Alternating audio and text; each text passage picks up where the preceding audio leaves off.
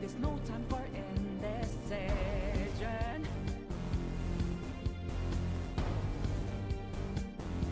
A river in a dry land, the last is in a lost head. When the hope of new beginnings burned our feet, now we needed a heartbeat for demon. Oasis in a siege land, remind us what we're here for. Creating new lives, creating rivers in the desert.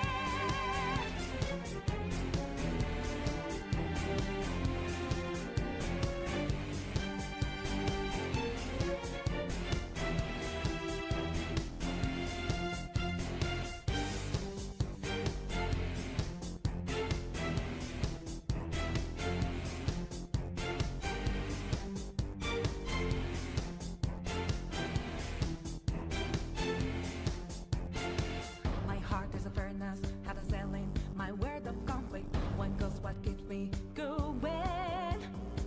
Take back what I lost to the bosses of greed and fear. Yeah. Don't ask if I'm ready, but I'm ready to take them down now. The time for a new start is constantly drawing nearer. A river in a dry land, the last is in a lost head. When the hope of new beginnings burned our feet, now we needed a heartbeat for demon.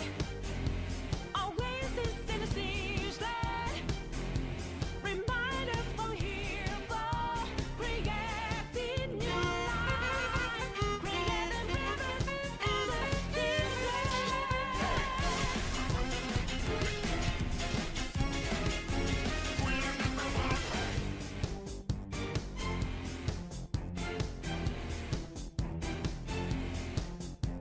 When a cool drop of water's all I need, gotta clear my head of anger and greed. A place to refresh heart and mind. Can I find some time? And rivers and dry land, the last days in a lost head. When the hope of new beginnings burned our feet, now we needed a heartbeat for demon. Oasis in a siege land, remind us what we're here for.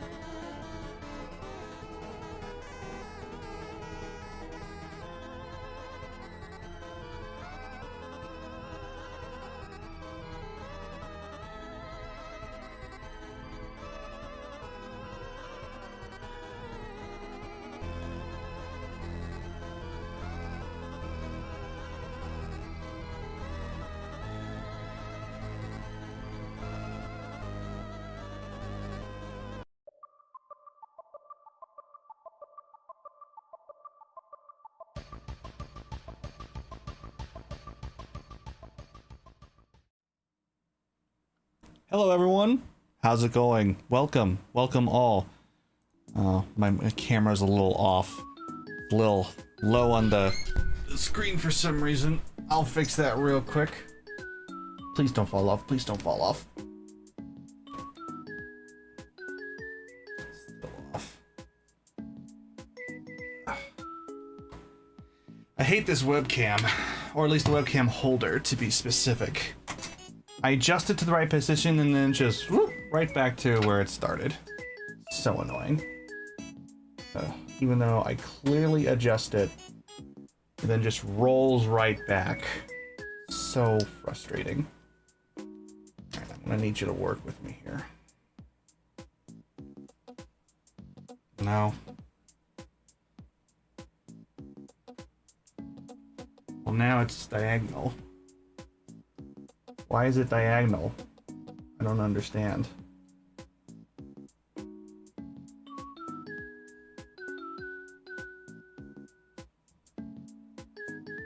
What? Oh, the perspective's off, that's why. It doesn't matter. That's good enough. Hey everybody, welcome back. Oh, nice, gentle, quiet Thursday. For those who aren't aware of what's going on, I am going to be working on YouTube videos on the afternoon streams from now on. But in order to work on those videos, I need some footage. And I also need to go back through the game itself to actually re-experience all of the bosses. First and foremost, I'm going to be ranking every boss from Final Fantasy XIV from worst to best. Because I love this game. It's basically my favorite game right now. And I know a lot about it. I have a lot of opinions about it, and I love to rank stuff. And as far as videos to start out with on the whole ranking thing, I think this would be a good solid start. There was some interest in it, so I figured might as well start here. So this is going to be more of a low-key stream today. So I'm just going to go through all the dungeons, all the trials, re-experience them all, try to get some good shots, stuff like that. And simultaneously, I'm also going to try to get footage for the dungeons themselves, because I want to rank those at some point. I have a pretty good idea of what's good and what's not. There are some that I've completely forgotten about, so I just need to re-experience them just to be fair. I need to be as objective as possible. You know, I'm obsessed with that. So let's make this authentic. You are free to join along, give opinions, whatnot. And occasionally I will be returning back to my day job thing here, since I'm answering emails for the day. So if I ever just not really doing anything on screen, that's why. So without further ado, let's get right to it.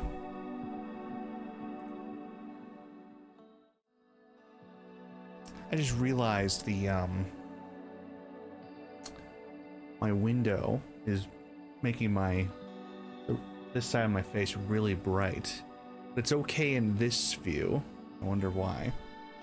I'm also going to fix that real quick. Don't mind me. Every time I readjust the webcam, everything breaks.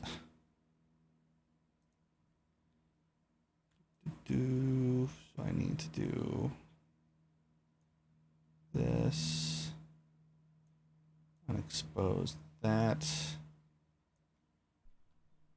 Move that over.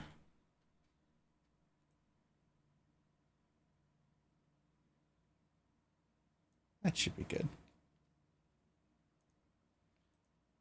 Cool. And I'm going to switch out my headphone real quick, since it has the battery life of a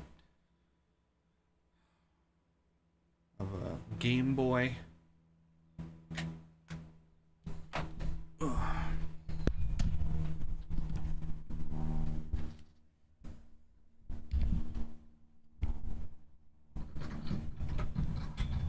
The mic stand's been leaning a lot lately. Not sure why it's doing that. Shouldn't be doing that.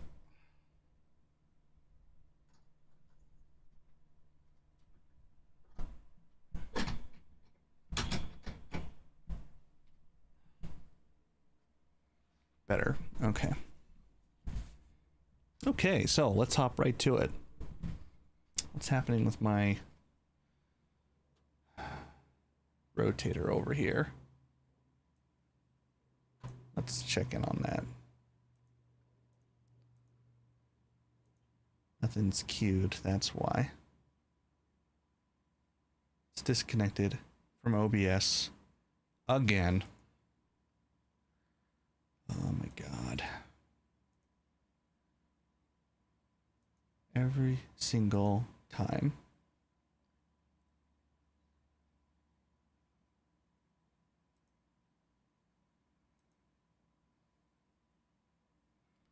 The information changed again. Why does it keep changing my connect info? I'm not prompting it to do that. There's no reason it should be doing that. Cool. And then now I just start the rotator. And we should be good.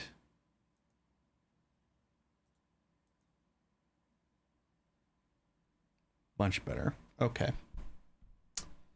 I really need to find a better way to display that name. It's starting to get annoying. I do have one way. I might as well do that now. I just got to turn off the perspective. The perspective of it. Because that's what keeps throwing it off. At least I think so. We'll see. Alright. So as far as dungeons go, I think the best way to get what I need from them is actually use the duty support system rather than anything else specific, because other players obviously aren't going to be interested in helping me find footage. It'd be pointless to ask. It's a waste of time. I'll be getting in their way, and sometimes I'll need to take like static shots and whatnot, so I need the time to do it myself. But if I go in solo as an unsynced party member, I'll be too strong, so I'll be killing these creatures way too fast, so I'm not going to get an idea of the difficulty at all. So instead, I'm going to use the handy dandy new duty support system that allows you to run the dungeon with NPCs, which is just a godsend. Not only for new players and those who hate the duty finder, but for cinematic folk like myself. Okay. Going in as Dark Knight. Let's do it.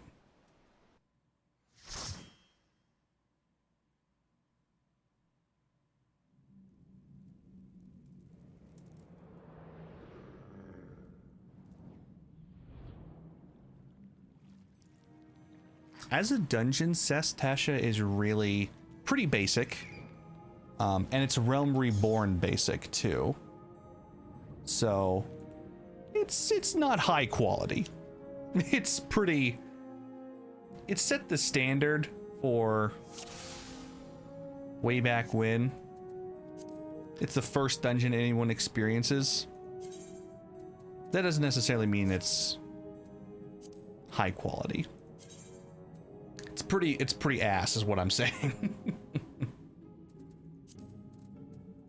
Alright, I'm gonna switch the layout I have here, just so I have minimal interruption. And then we'll just get to it.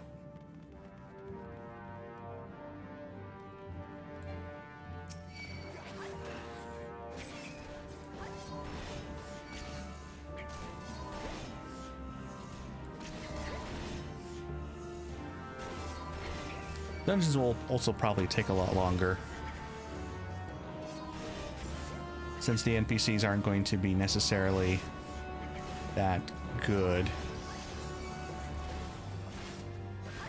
And that's a weakness that all Realm Reborn dungeons have, is that it's some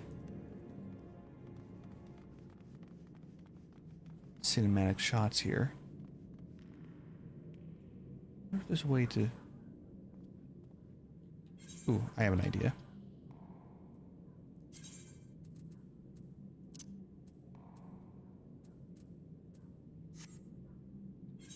dogs outside are going freaking nuts.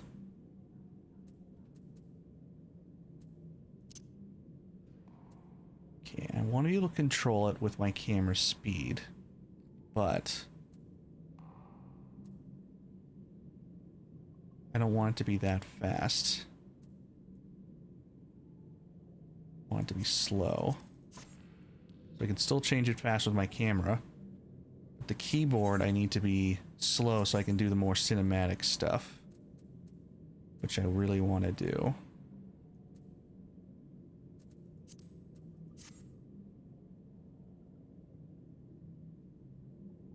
Still a little slow, isn't it?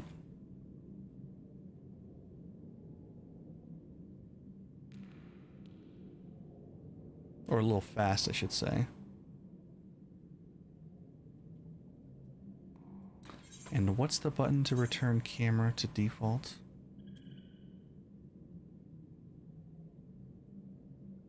Control Shift End. Thank you. That is not the default position. You lie.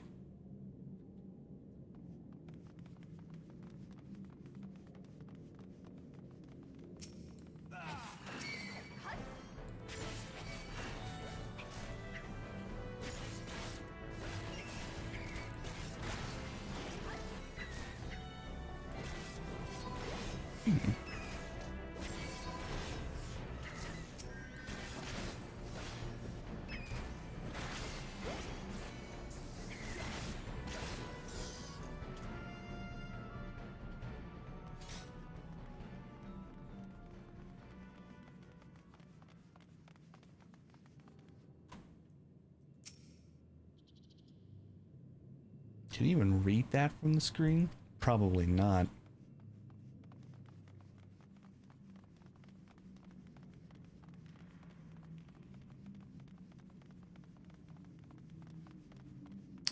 My tank stance isn't on.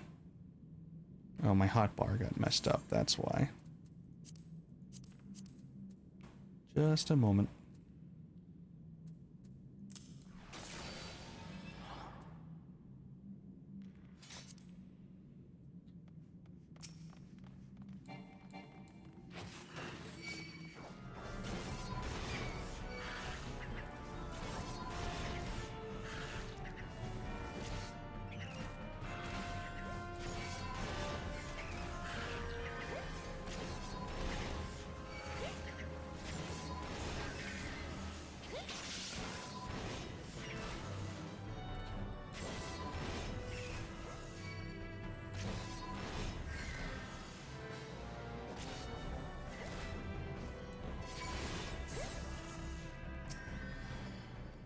Tastasha is a pirate-themed dungeon. That wasn't already obvious. Which is ironic because World of Warcraft's very first dungeon is also pirate-themed. The Dead Mines. Any WoW player worth their salt knows that's the first dungeon most experience. Or at least the normal players. In later expansions, you would skip all that content, which is just so stupid in my opinion. It's one of the reasons World of Warcraft is a very unbalanced game.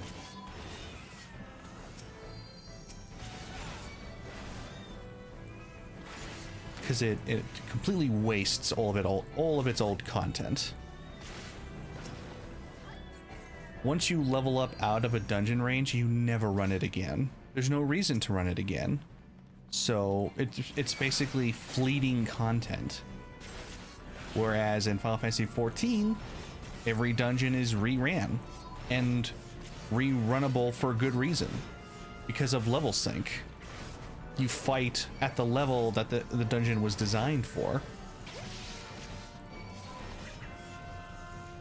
And you can run it unsynced if you want. It gives you options. Options. What a concept.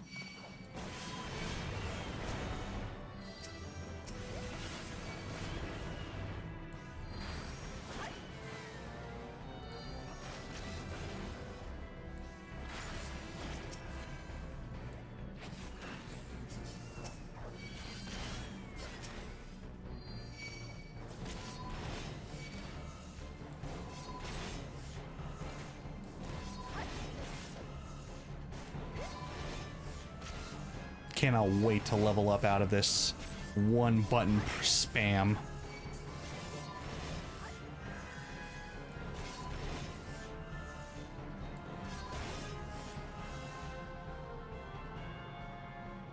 It's not the greatest looking dungeon. I mean, it's a cave. And then it's a pirate hideout.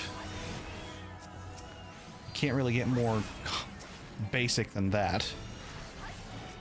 But even for a cave, it's pretty dead.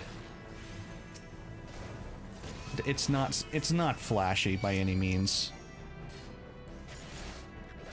I would think a lot of people don't like this one for obvious reasons. Not only is it a pretty boring dungeon, it's a pretty tedious one. Because as far as actions go, I literally only have 4 attack buttons, and I only use one of them.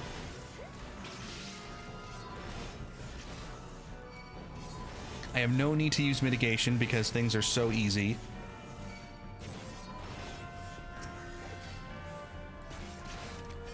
The healer barely has to heal, again, because it's so easy. You can't really wall-to-wall pull here. Because there's no real way for you to do the wall-to-wall pull. You only have one healing spell. You only have one mitigation. So you're kind of screwed if you go for the wall-to-wall pull. And a lot of players love to do that. So to take that option away is yet another thing that Zastasha has going against it.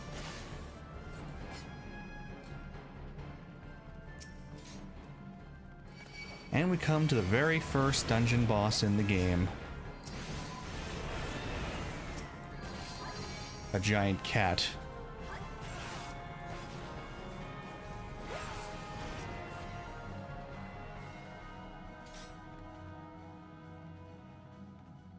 Hold on, I want to make sure everything gets explored.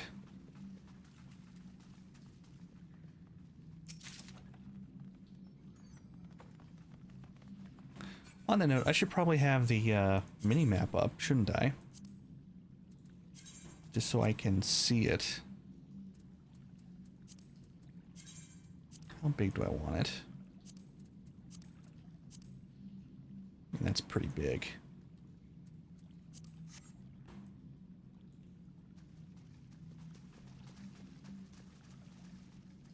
Probably too big.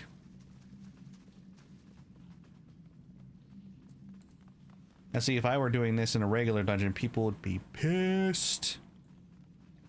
Be like, what are you doing? We gotta keep going. Because that's something that is a reality in Final Fantasy XIV. So people want to get through dungeons as quickly as possible.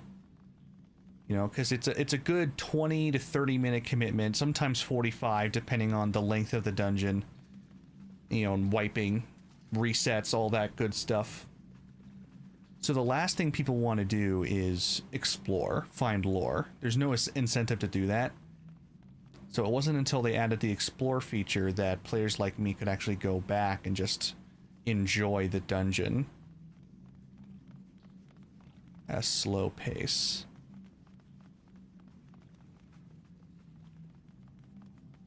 And start the guesswork.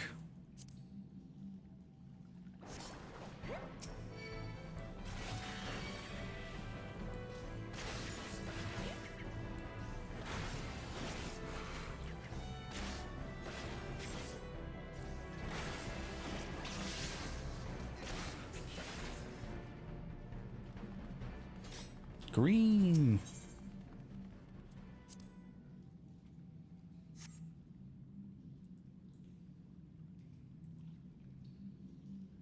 Did it work? It did. Gotta make sure I'm not getting in trouble right now.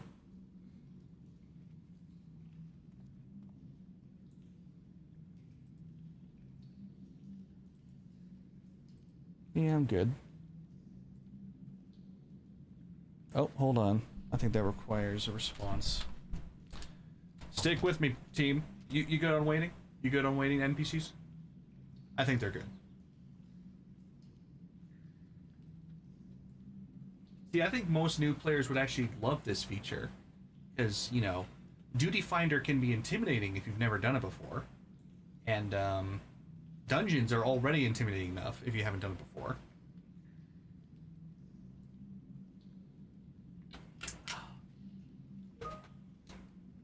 So implementing a feature that helps the new players without taking away from the veterans is a very important call. Whoa. Another reason Shadowbringers was so awesome. Ugh, gotta love Shadowbringers, man. It definitely was the best expansion. Hold on. Sending it to us, he is indeed. Did he answer this? No, no one responded yet.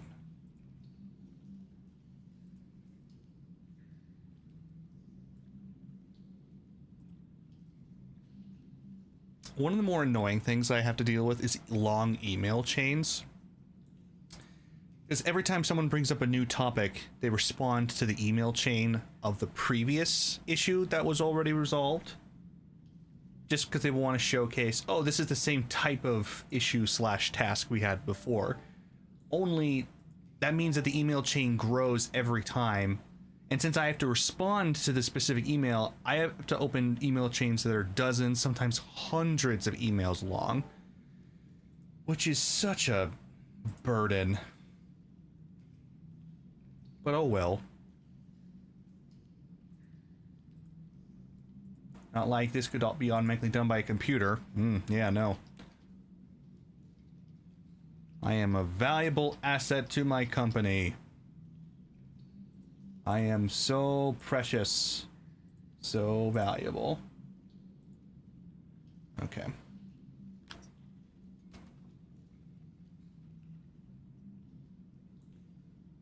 Nice. Oh, I forgot to record. My bad. Good time to start doing that.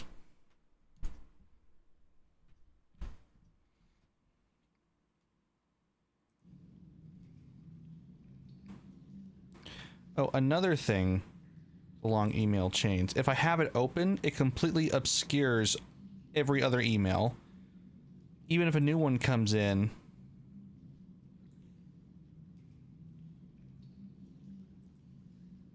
I can't see it because I still have that long one blocking everything else. I don't think I want to get in trouble for that one. I think I responded after she made her response. Whatever.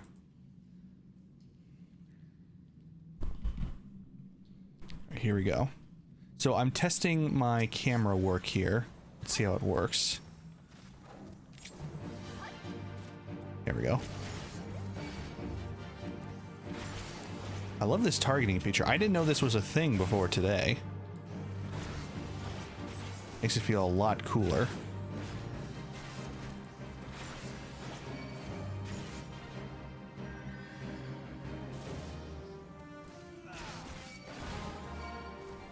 Chopper. He's basically a big animal. There's really nothing else to it.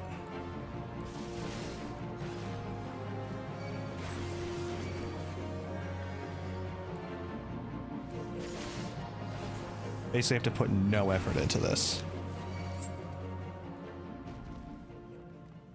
And I think that's where a lot of the bosses are going to fall. Is just a random animal kind of category.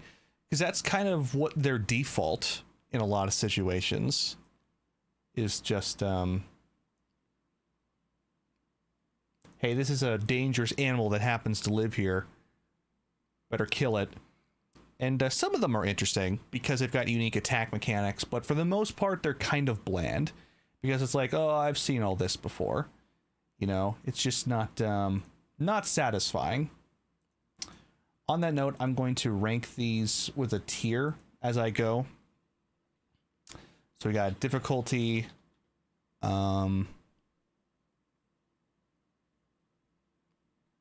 uniqueness, I suppose. Aesthetic, that's always important. And mechanics. And I guess overall. And it's got to be a quick just D rank, B rank, C rank. Just so I don't take too long.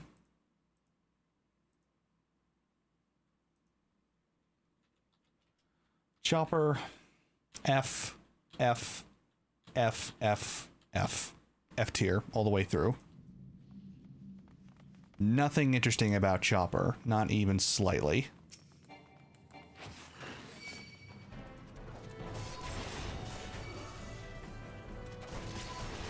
And you know, that's how it should be. It's the very first dungeon boss. It's not supposed to be anything interesting. It's just supposed to be something that's there.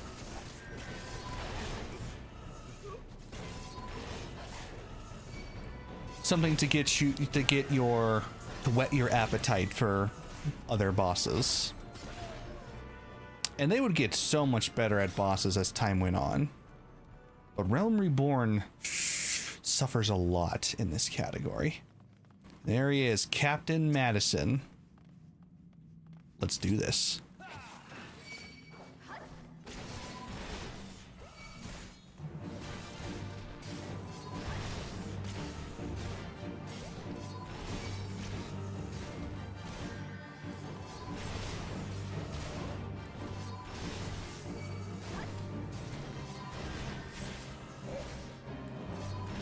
I don't have to do anything.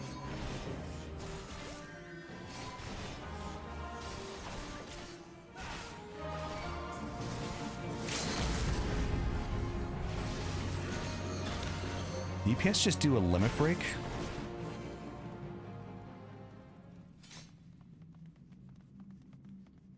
I am curious. Could you ever catch him if you chased after him?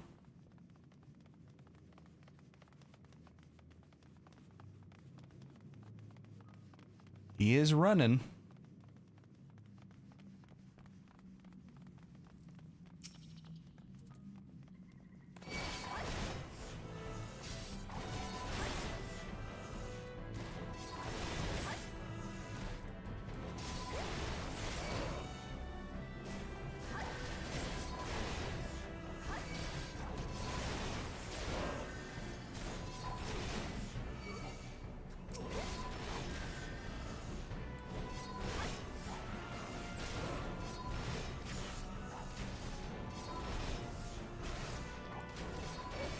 So exciting.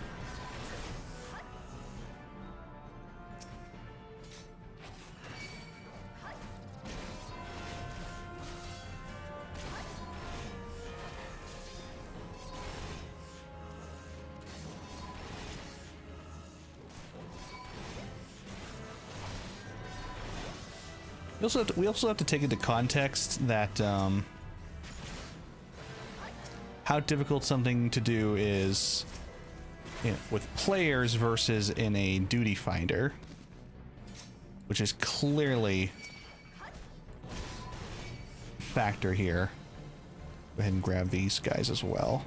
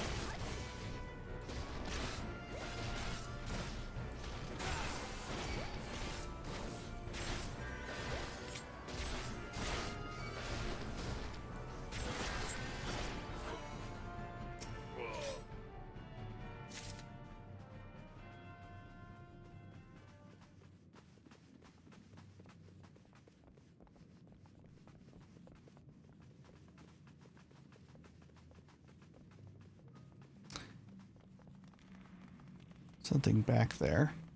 Gotta get that as well.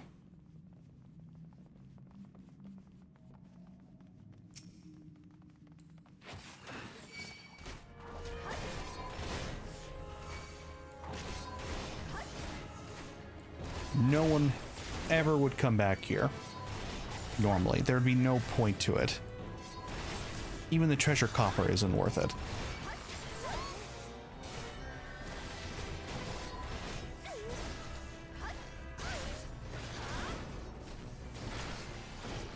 You know, it's an outdated design. The dungeons were originally designed to be explorable areas as a group, but in practicality, no one wants to explore as a group. They want to get the dungeon done. So these things that you could discover on the side were kind of wasted. Because back here, there's really no other purpose to be back here other than, oh cool, it's another area as the dungeon. 2 more enemies to kill, you know. Nothing much to it, really.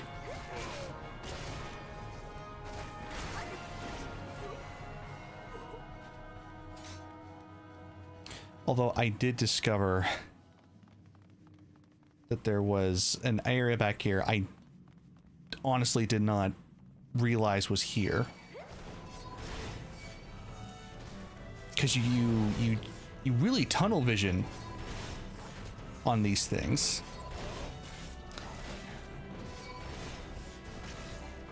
That's something I didn't realize even after 5 to 7 years of playing this game.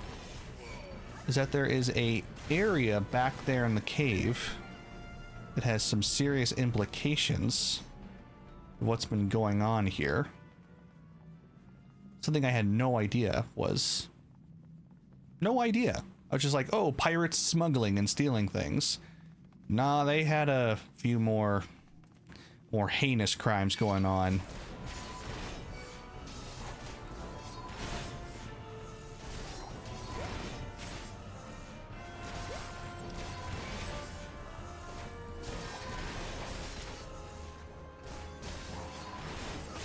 Makes you feel less bad about what happened to these guys in Sastasha Hard, you know? They essentially all get turned into zombies, and I don't feel bad for them.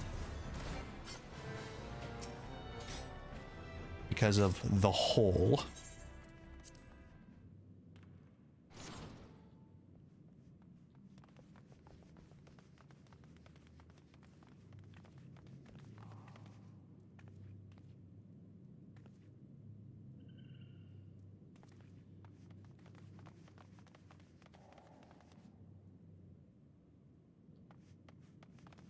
Human trafficking. And slaves. In every sense of the word.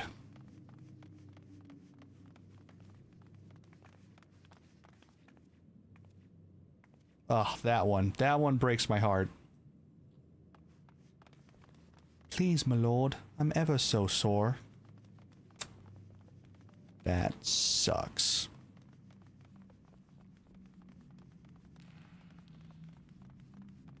That's a dark thing to include in this dungeon. It's a reality check. These are not nice pirates. Anyway, I'll respond to something real quick.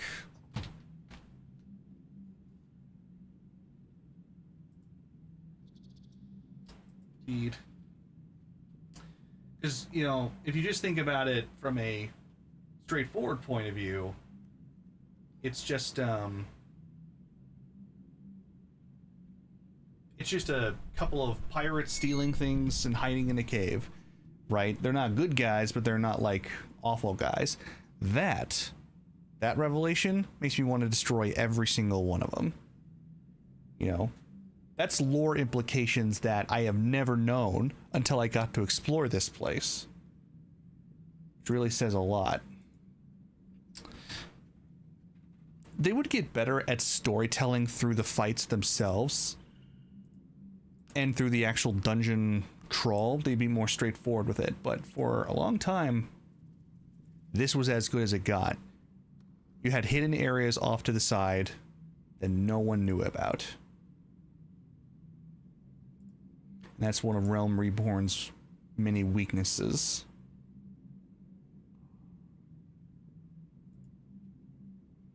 As I respond to this. You know, I'm thinking, I think I should change my recording here. I honestly do.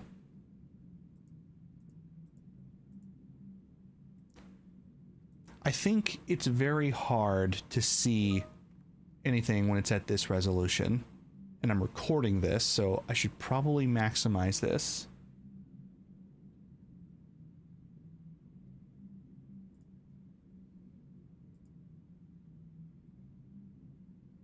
I mean, I want to get it right. This is a stream, but this is a footage gathering stream. So...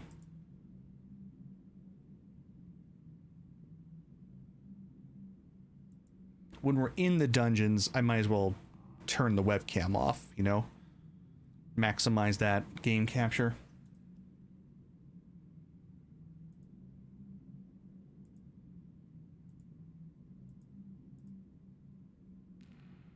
Cool. All right, that's good to go.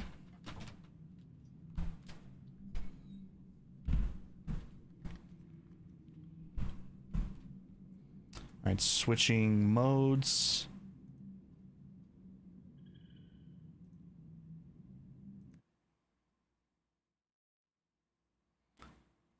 There we go. Okay. So hopefully you can still hear my voice. Music should still be playing. Testing audio. That needs to be a bit louder. Okay, that's better.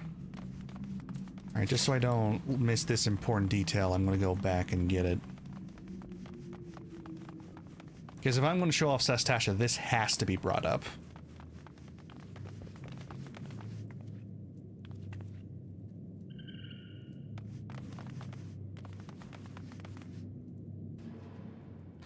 Is there a way to increase the field text? Because this is driving me crazy.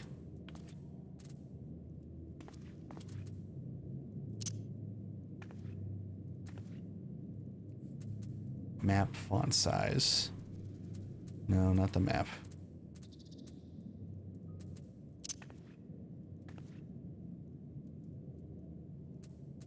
Oh, my doorbell just rang. Well, I gotta go take care of that.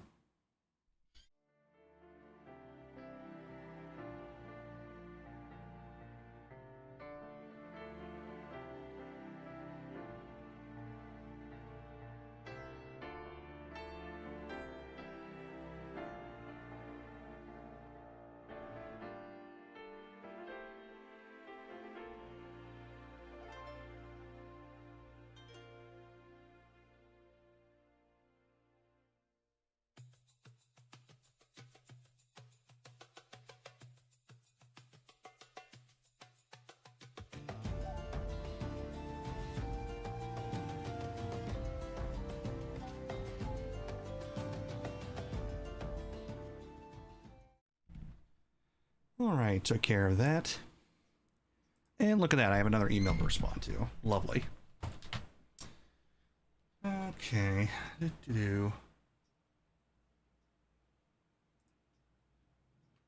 I love my job. It's not degrading at all. If you're gonna fire me, just do it already.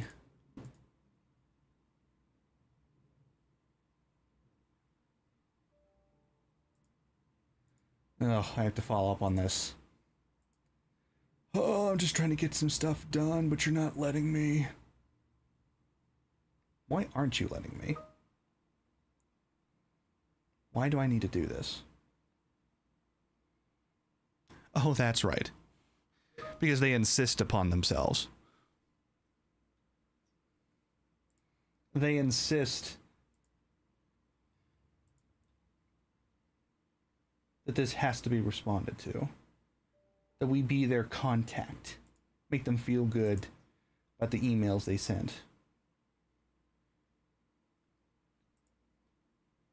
Yeah, this isn't pointless at all. It's not like you had a working system before you implemented the ticket system. No. You wanted to make the ops support team legitimate, so they wouldn't shut you down like they were shutting everybody else down.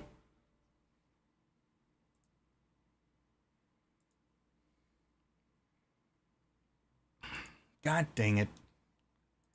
It just won't stop.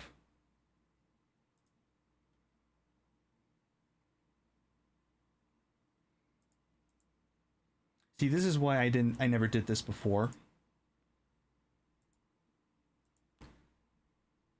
This is tedious, but it is consistent.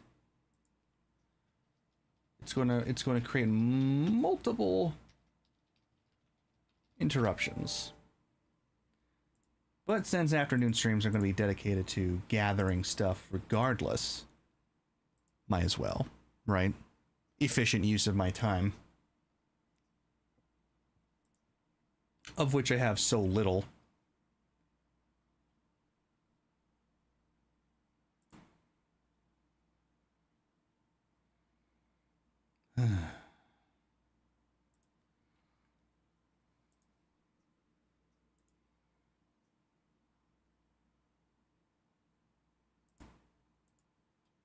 Just got 4 emails in.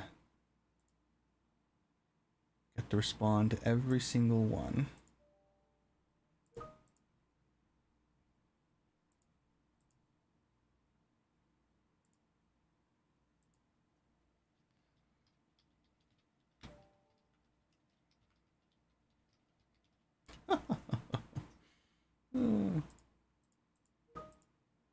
Why do I need to respond to this one? It's already been responded to. Oh, but it's not official.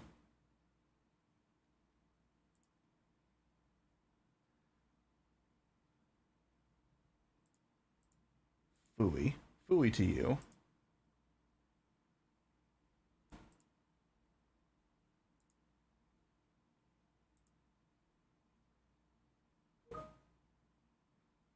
Nothing makes you feel more important at a job than realizing if you quit tomorrow, it wouldn't disrupt the process at all. Nothing demoralizes you more than that.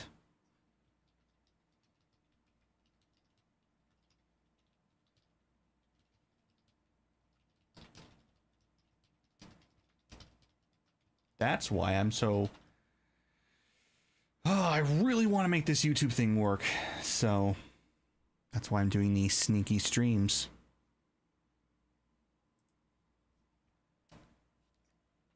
Because I don't have time to do this in my evening.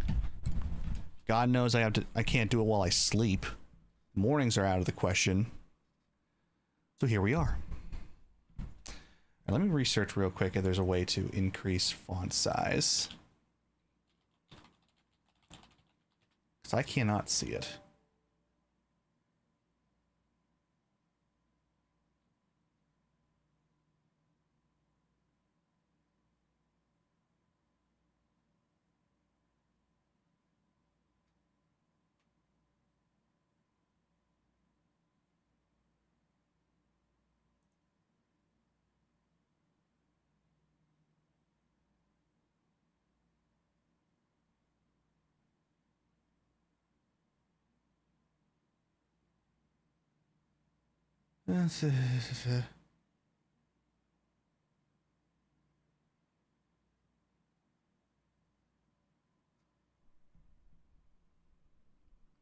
I don't think there is one.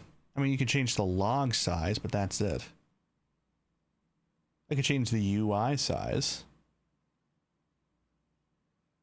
That doesn't change the NPC text size.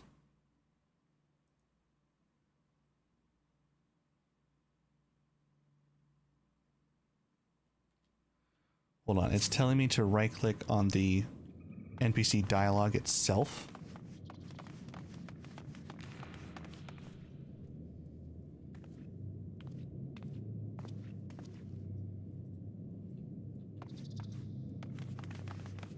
Give me another one.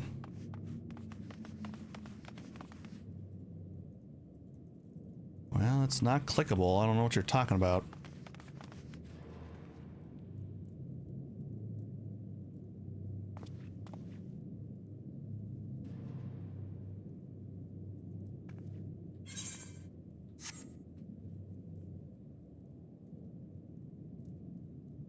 Mouse mode?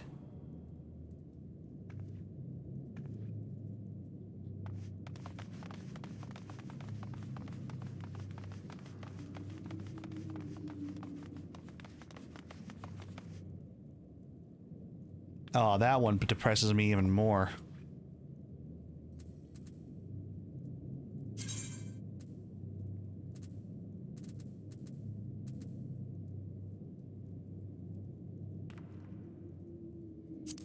Chat prompt. That's not what I wanted. I don't care about.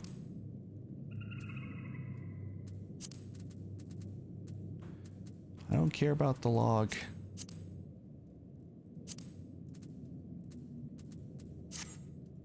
Yeah, it's not gonna work, is it?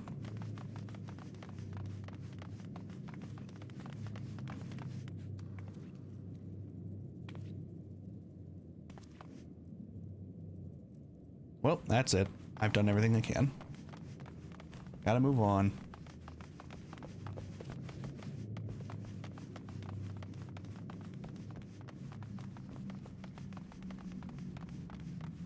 There's no music playing either. Why is that? Did I turn the background music off? No, there's just nothing playing. Why?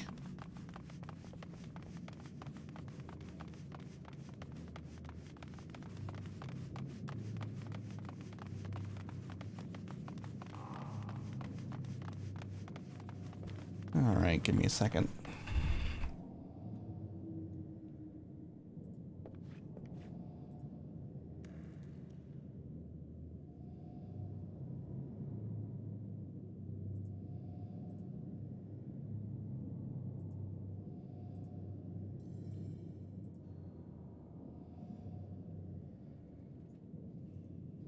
All right, let's go.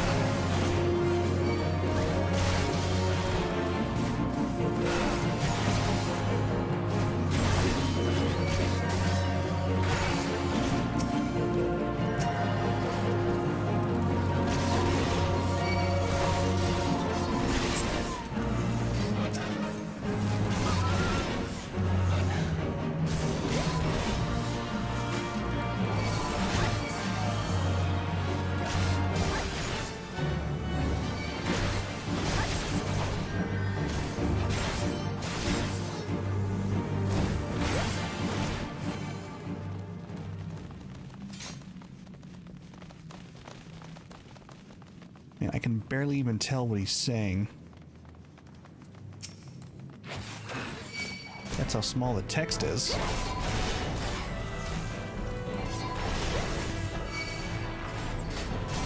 Uh-oh.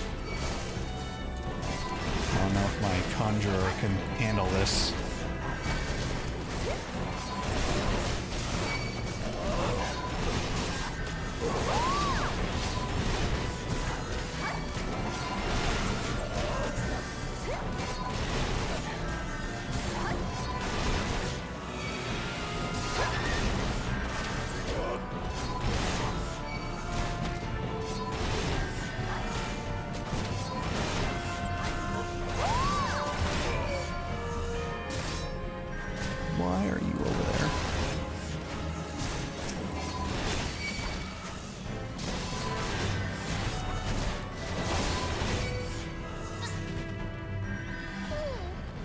Nothing over there of note, so I'm just gonna end this.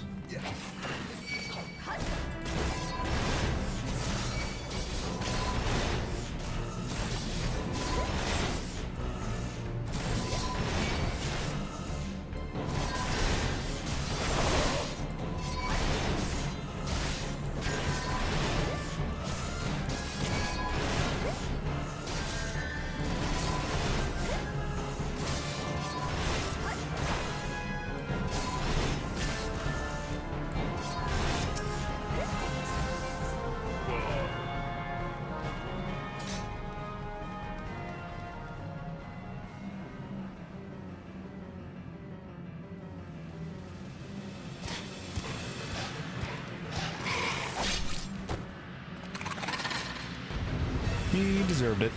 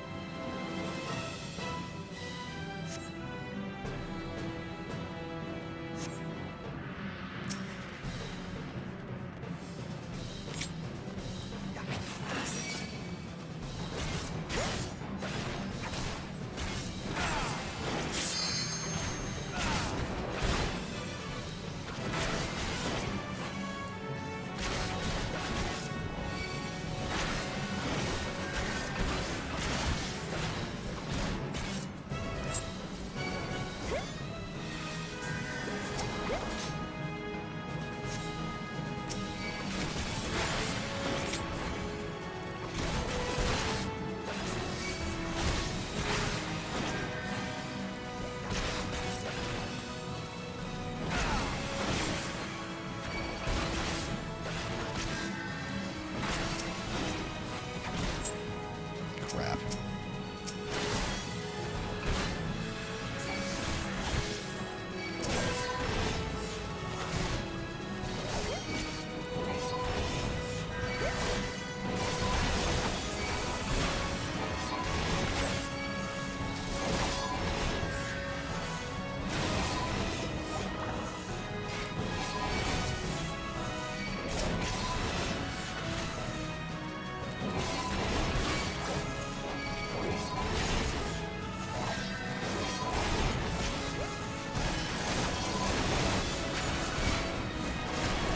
Still barely trying.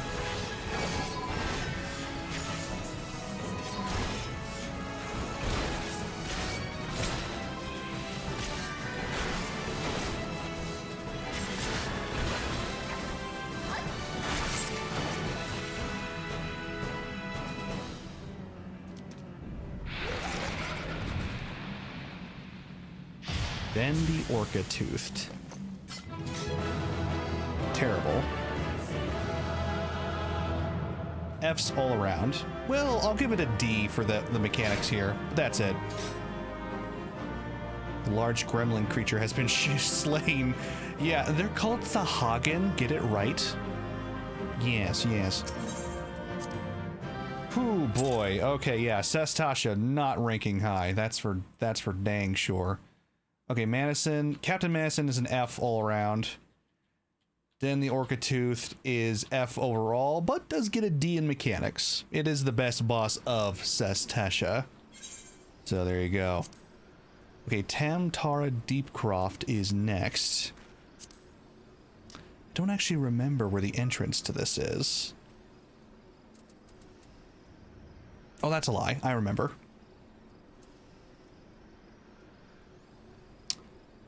I need this. Webcam plus it? No, I turned it off for this game mode because I wanted to record the dungeon. Here, I'll go back real quick. Yeah, see, I wanted to record the biggest resolution possible, so every time I'm in the dungeon, I'll just have it to that, just to keep things high quality, polished. Because today is all about footage, right? I not only am I going through the bosses, but I'm capturing footage of the bosses, so I can actually use it. Because, you know, taking it from YouTube videos offline, is an option, but I'd rather not do that too much, you know? I gotta put some work in myself. Oh, crap, which of the... I think it was Central Shroud. Checking my emails. No need. We're good.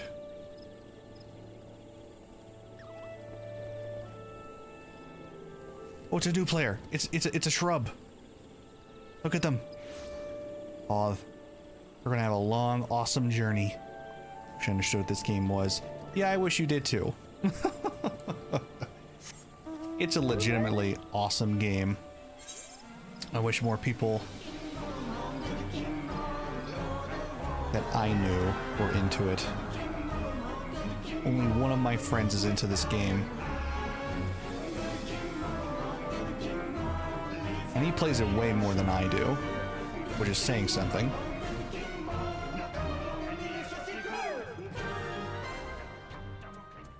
Okay. NPCs acquired. Let's go.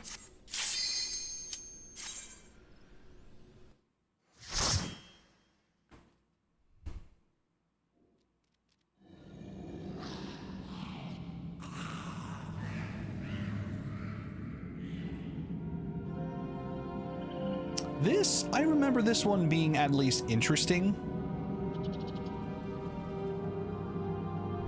But the layout's kind of really bad. Because it gets repetitive. Because you're literally doing the same fight 4 times in a row. Switching back to 2. And then switching back to game recording mode. Cool, let's do this. I wonder, can I turn my cursor off in OBS?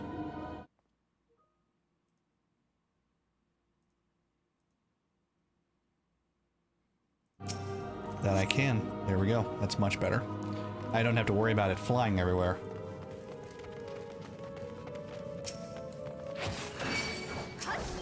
Aesthetically, Tumtar doesn't have much going for it. It's essentially a dungeon aesthetic with a giant purple glowing ball in the middle, which is the most interesting part, and it looks cool, don't get me wrong, but the dungeon part, it's pretty bland. Realm Reborn was not great at dungeon aesthetics. They all kind of blend together, not gonna lie. There was this obsession with early Final Fantasy XIV, 1.0, and even a little bit with Realm Reborn about creating not really fantastical things. They were really focusing in on the more mundane aspects of the fantasy genre. Like, you know these outfits that they're wearing? Like, these don't look like adventurers, you know?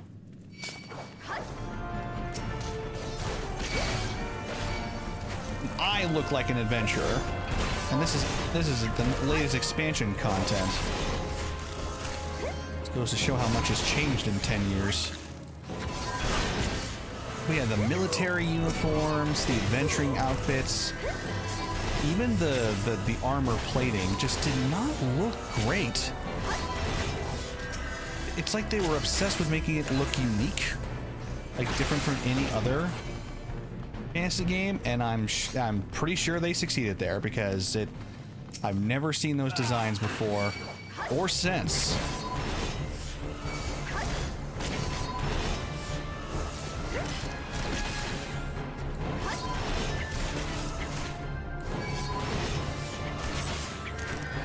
That dungeon map is way too big. Let me fix that.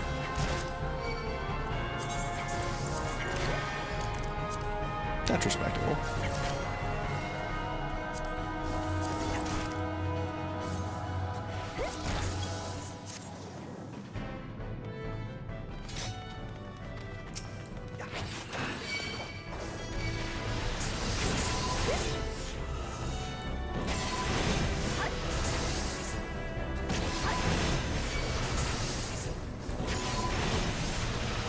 I wish I could go through every dungeon with players, but it's just going to leave so much on the table.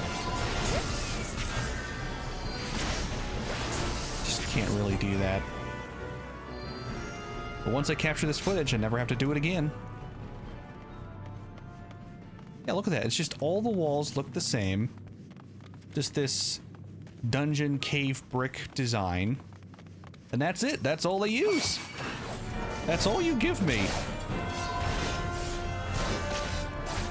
I don't know why.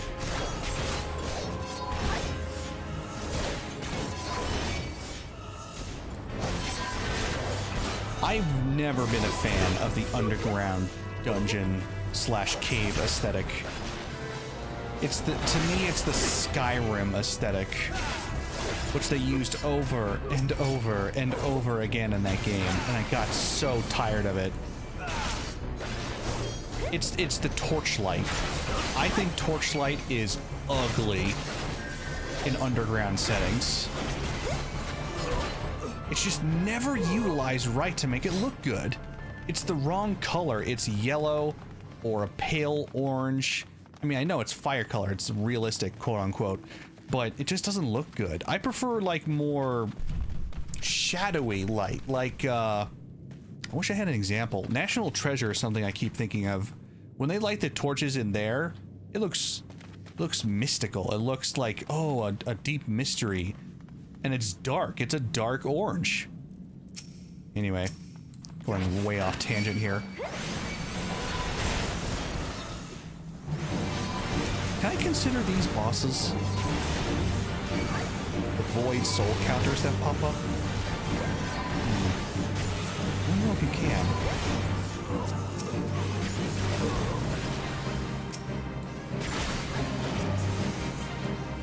They're certainly the tougher enemies.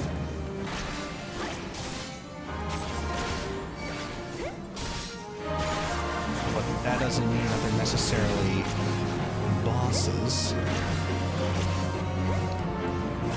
I'd say they're mini bosses or brute enemies. Yeah, I would agree. Because you could argue that like the first two bosses in any dungeon are mini bosses. Because they're their own encounters, and then the final boss is like the true boss of the dungeon. Which is weird, because there are some second and first bosses that are so much tougher than the last bosses. So that's not even correct. But yeah, I would agree that these are not true bosses. They're closer to brutes than anything. And I have to fight them 4 times in a row. So it's not really a singular encounter. Doesn't have any of the criteria for it. Oh crap.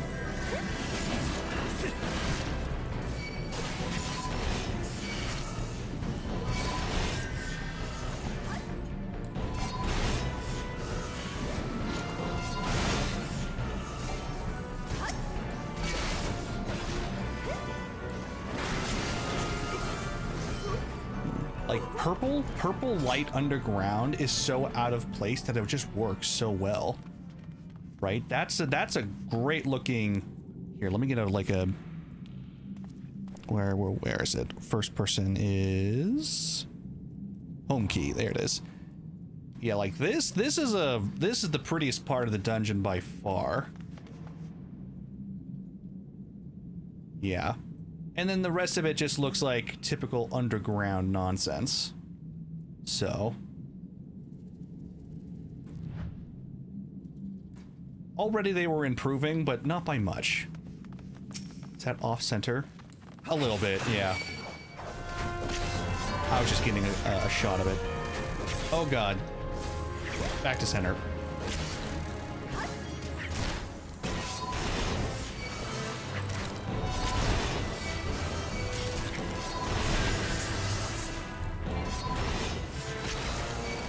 Yeah, I'm just so done with the underground aesthetic. Fantasy games always default to that, and I just don't want to do them anymore.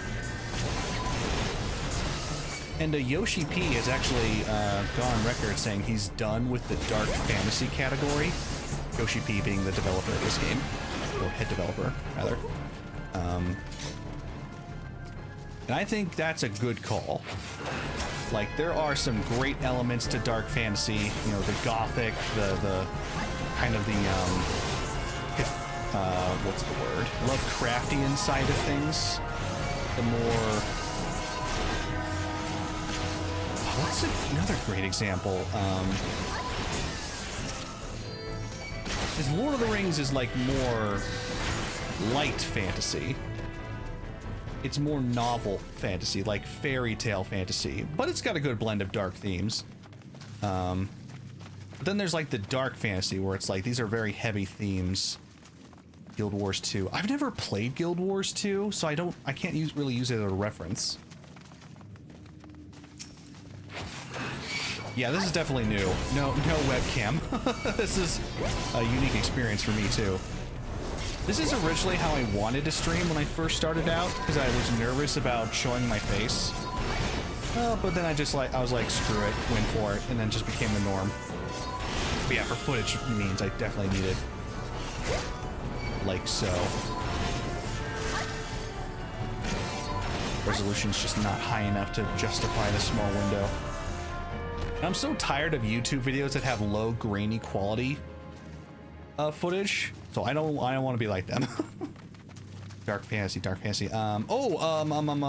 Dragon Slayer. That's a great example.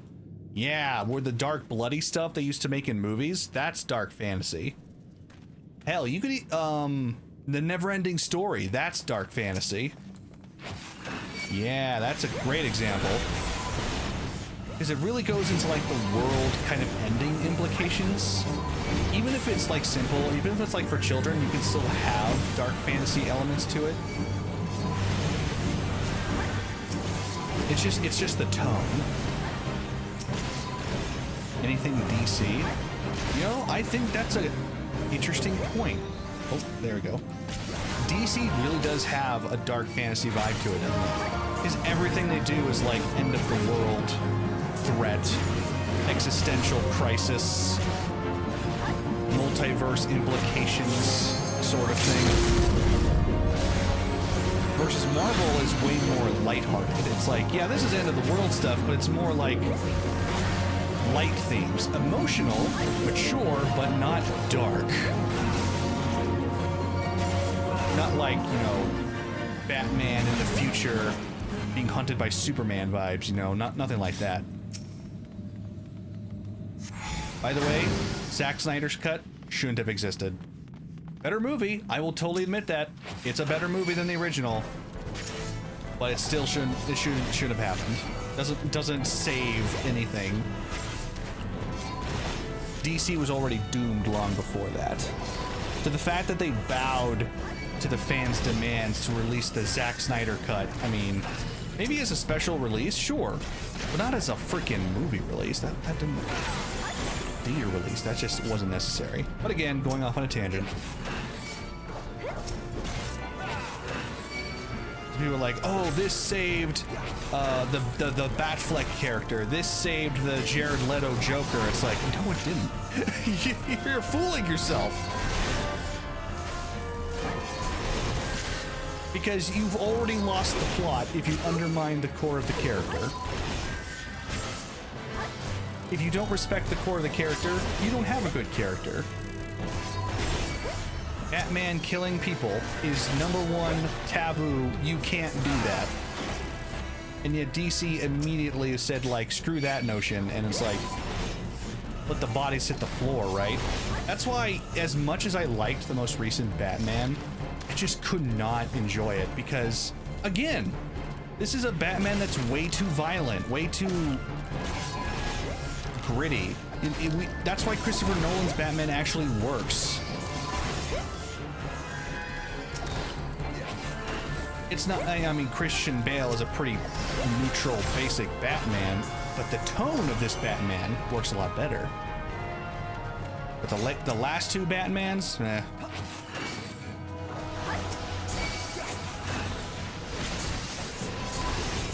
And Joker, the whole essence of the Joker has to be broken down into one of two concepts. Either you have to look at him as a flawed human being, as in the Joker movie Joaquin Phoenix did, or you have to look at him as a force of chaos, a force of nature that can't be controlled, a psycho that is larger than life, like Heath Ledger's Joker. And I guess you could also argue that Jack Nicholson's mob boss version also works. That's the third Batman, right? Third Joker. That's the Joker that represents the original origins of Joker, which is just like typical mob boss persona, leader of the Joker gang. Oh, you know, that's how the Joker started and was for a long time before he became the Joker Batman. I guess that's the fourth version of Joker. The Adam West Batman. Oh, God. You want to make Joker now? Throw him into society.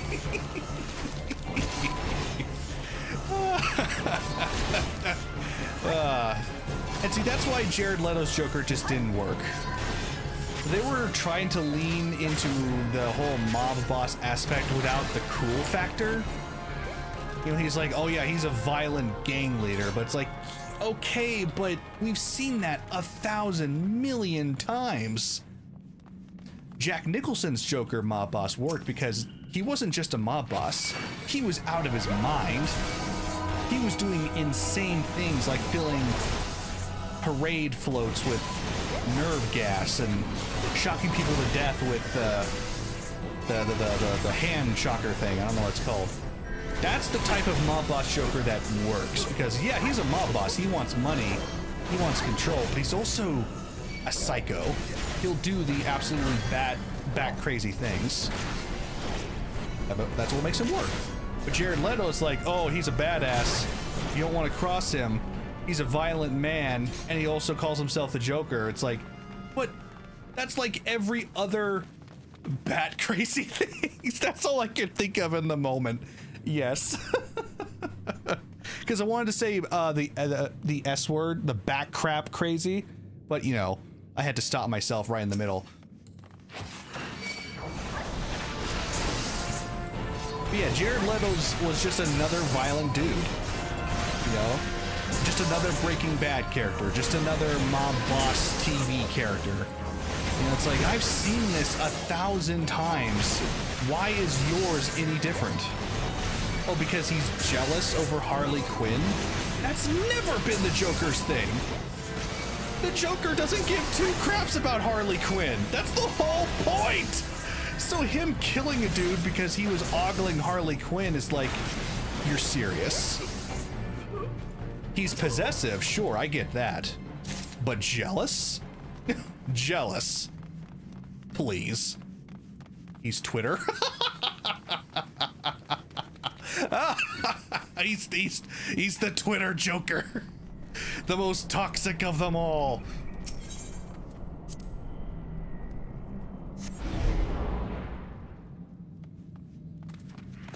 Oh, look at that. Octable Unforgiven. He's got a mini-boss indicator. But he's not a mini-boss, though. See, I'm about to kill him already.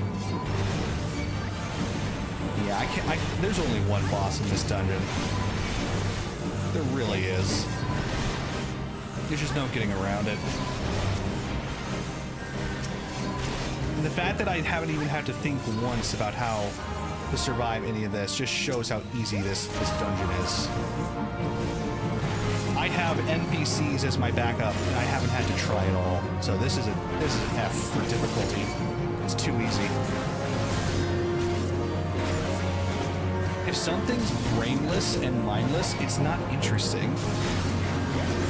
So you need points. You need difficulty for points. Better than Tasha, but not great. Final boss is okay though. I actually like this boss. I have to think a little bit about it. Tell that to Roblox Simulator players. To be fair, simulation boring is a different aspect than dungeon boring, right? Though I still think the simulations are so damn boring. Okay, here we go.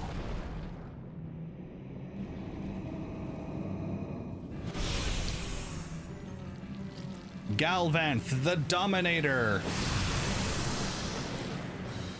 It's Cthulhu, or a Mind Flayer, whichever you prefer.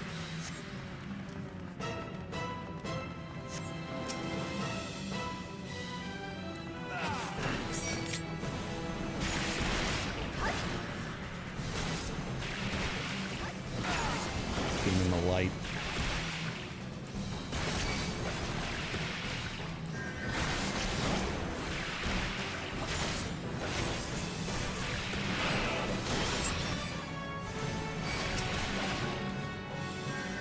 And you actually have to try with him because you got to kill these imps in order to damage him. But that's really it.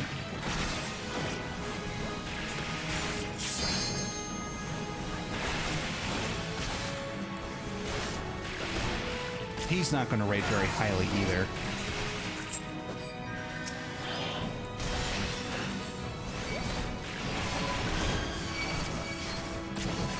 I don't think I've ever once wiped on this boss. Not even when I was first playing out. Playing the game. Playing out? First playing.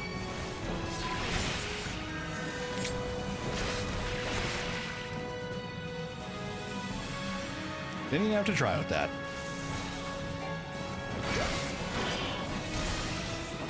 He also has one of the first blue mage spells, so there's that.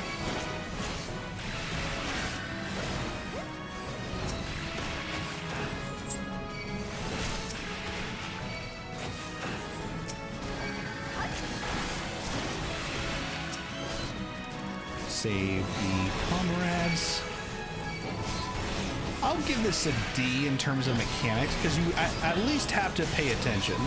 You have to go out of your way to deal with it, because you can't harm them otherwise. That's really it.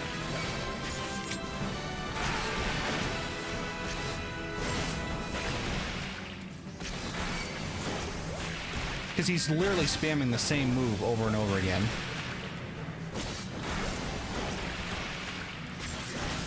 He's just hitting water, water, water, water.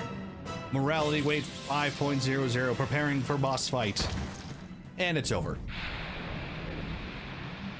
Okay, so Galvanth. Very nice, very nice. I'll give him F for difficulty. F, well, I'll give him a D for uniqueness. Aesthetic, F. Mechanics, D. Overall, F. Slightly better than Den the Orca-Toothed. Slightly.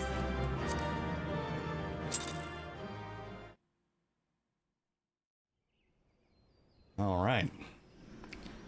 On to our next target, Copperbell Mines.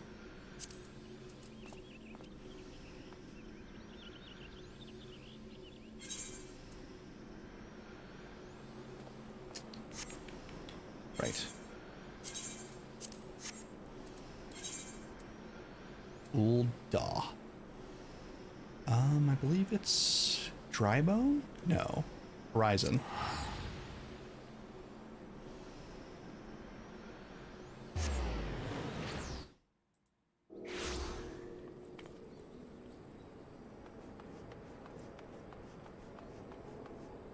There's no music playing. There it is. I want to turn it up just a little bit, just because I keep losing it.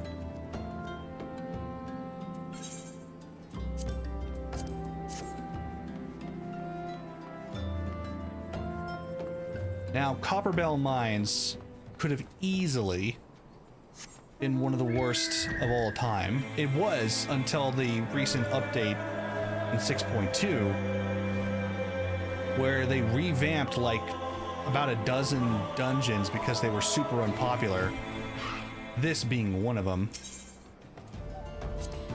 And now people like it so much better. So let's see how much better the bosses are.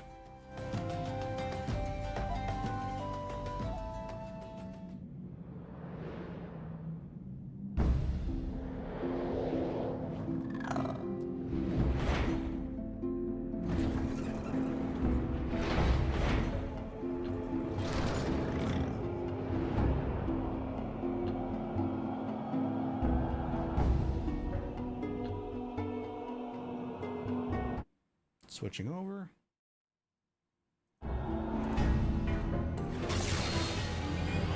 Grit on.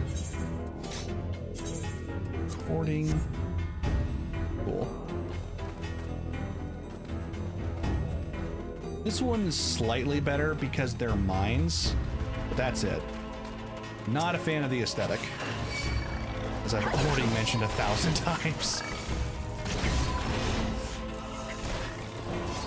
Because to introduce you to the concept of dungeons, they hit you right off the bat with 3 dungeons back to back, one in each area. So you were forced to go through them all before you did any story content. Or future story content, because we wanted you to understand these are dungeons, you know, this is how you do them. Do 3 in a row. And, you know, the first 2 are the ones we just did. And then there was this one, which everybody hated, because the original idea was we're going to introduce mechanics to dungeon play. We're going to make it so that you have to do unique things during the boss fight to do them, but it was done in such a way, guys. Well, there goes my allies. It was done in a way that made the fight so much longer, unnecessarily. And I'll give an example once we reach them.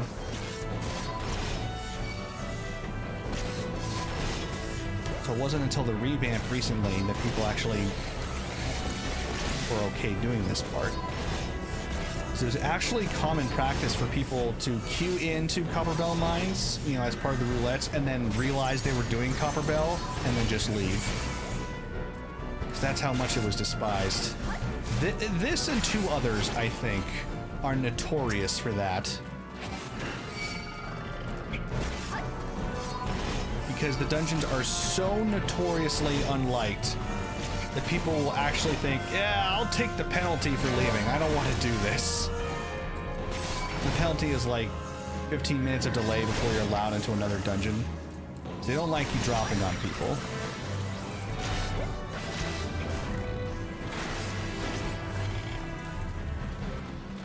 So you're not allowed to use the duty finder again for 15 minutes once you do it.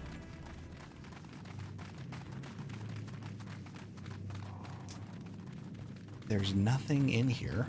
Why add this if there's nothing here?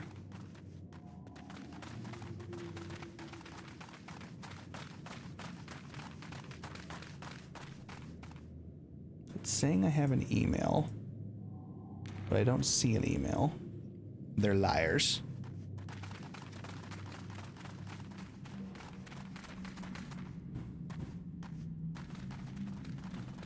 I've seen better minds.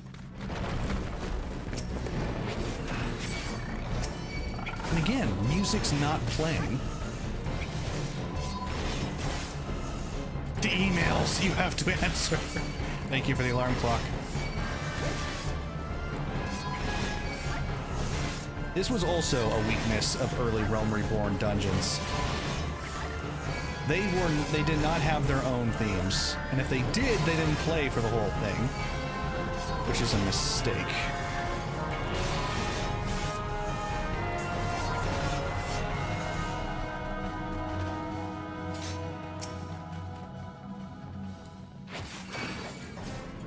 Because here it's just switching back and forth between no music and default battle music. So in a way, it made it feel like you weren't doing anything special. You were just in another part of the world battling monsters that were slightly tougher than normal. But even that wasn't true. The only difference about these monsters is that they were more numerous. They weren't tougher. Realm Reborn really tried to make the dungeons blend in with the normal content as much as they could, and that kind of hurt them.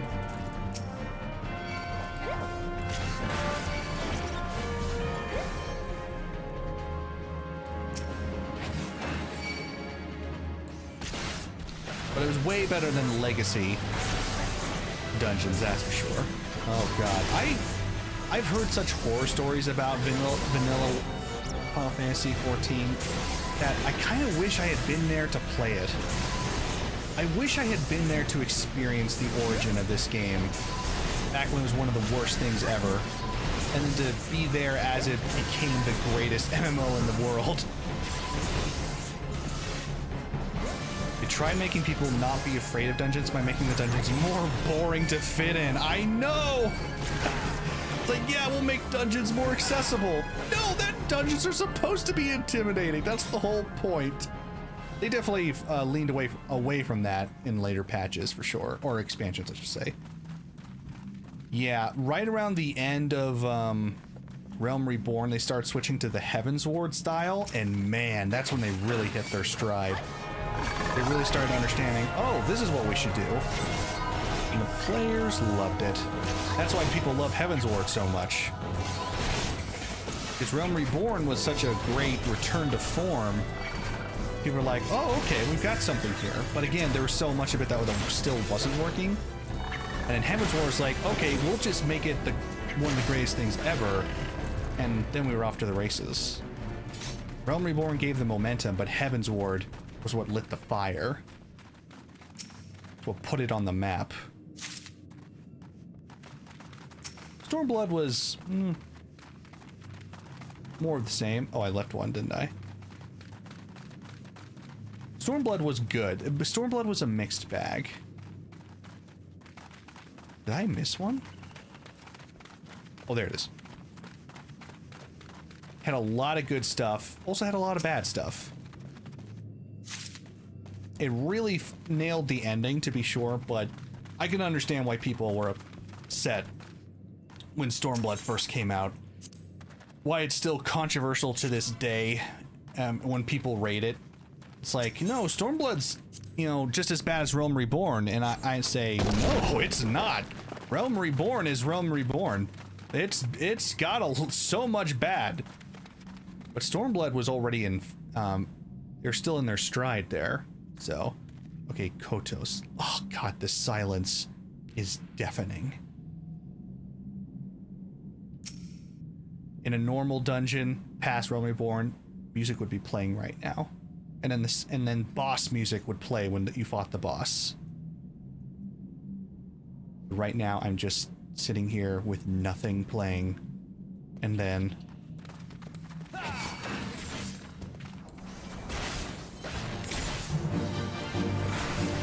normal battle music.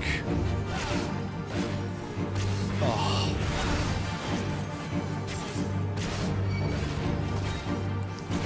This is another thing that... oh crap.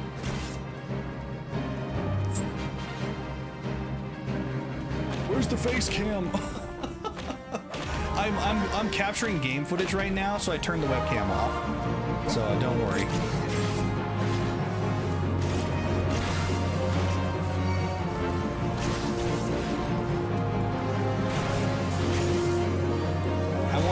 I want footage at the highest resolution possible, so I just, while I'm in the dungeons, I'm turning it off.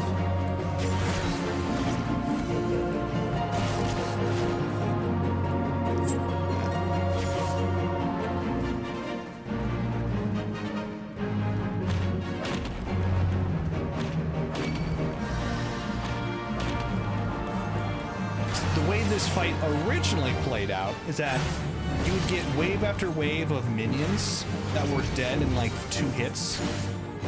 You go through 5 waves, and then Kotos showed up. Another wave would appear, and that was the boss fight. And it took so long, because every wave had 15 seconds between them.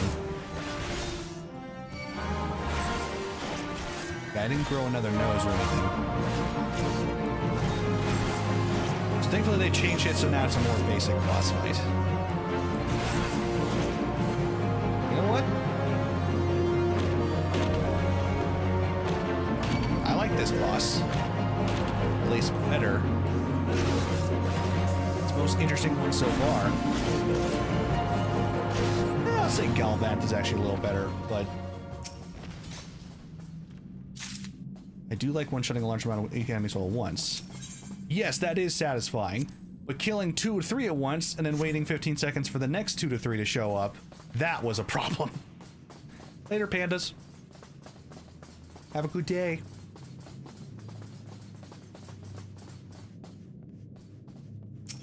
And that's another thing that became common in dungeons after Realm Reborn is wall-to-wall pulls. It became possible for tanks and healers to work together to pull every enemy between bosses. And they called them wall-to-wall pulls. So the idea was, okay, we're just going to run through the whole thing, grab as many as we can, and then we'll just do maximum mitigation and treat it like its own boss fight. It gets you through the dungeon faster. It's a more interesting occasion. Gets the blood pumping. And it's absolutely terrifying. I will tell you, as a healer, trying to heal a wall-to-wall pull tanker is such...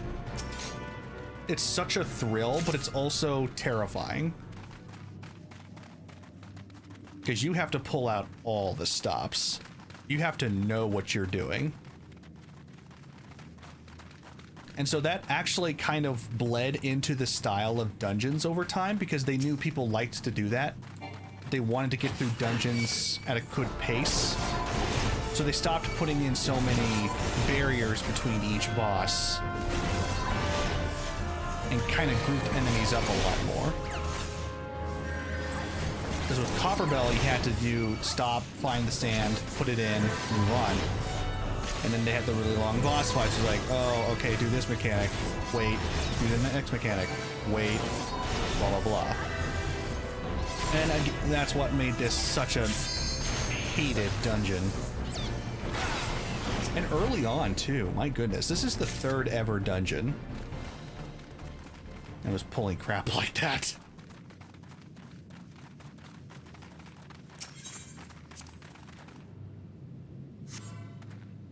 And some of the later dungeons have such satisfying music. So it just blows my mind how far we've come. To go from this plodding, boring, room-to-room movement to some of the most epic encounters I've ever had in a game. That's how much difference there is. This fight used to be way different. Holy moly.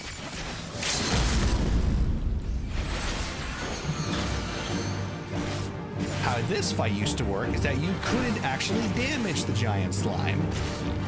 You had to blow him up with a TNT bomb that was only dropped every 30 seconds. Then he would get hit, do an animation, and then split into two. And then you'd have to do it again. You also had to kill a minion that could steal the bomb. And if you did, it would take even longer. And you couldn't damage the slimes until they were split into 16 parts. Another reason this dungeon sucked. Now it's a lot better. This is actually a legitimate boss fight. Still keeps elements of the original, but not too different. Still a good boss fight. Pretty basic.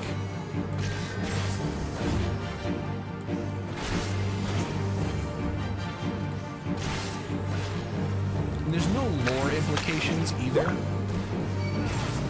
I like bosses having a purpose. It's like, why are you a mini-boss in this dungeon? That's why Sastasha doesn't make sense to me, because why is a giant cat just in my way when I'm fighting pirates? Why is there a slime in the middle of the Copperbell mines? I get the giants, they were the slaves that were working here, but it's like, okay, but what was the purpose of the giant slime then? Why was he here? That loses points.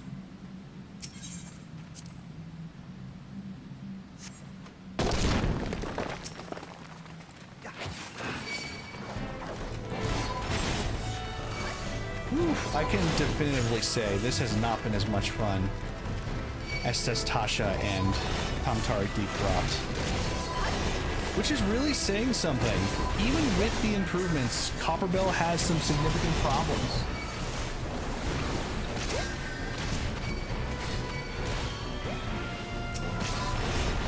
What type of headphones do I use? I use JBL earphones.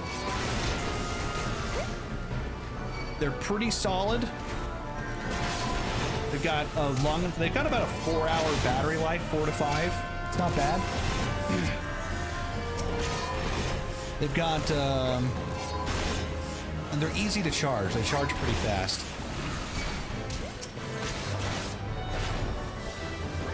My current pair is blown out. Yeah, I would definitely recommend this hold on, what was the specific code for them? Specific type. It was like 125 or something. JBL Tune 125. That's what I use. Oh, but you don't use earbuds. My bad. In that case, I recommend the Turtle Beach PlayStation headphones. Now, I'm normally not a fan of game-specific, console-specific headphones, but because this was made by Turtle Beach, it was actually a lot higher quality. It's got noise cancellation, it's got Bluetooth, so that's still wireless. You can change the mode of it depending on if you want to hear outside or not. It's adjustable, which is very important to me. You can change the volume of the headphones. It's got its own little wheel here. And it charges very fast. It's got good battery life. If you're not a fan of wireless, I have another pair that I really like. I just had to stop using it because the thing broke. Where do I have it? It's around here somewhere. I've used this one for years before I had to switch. Ugh.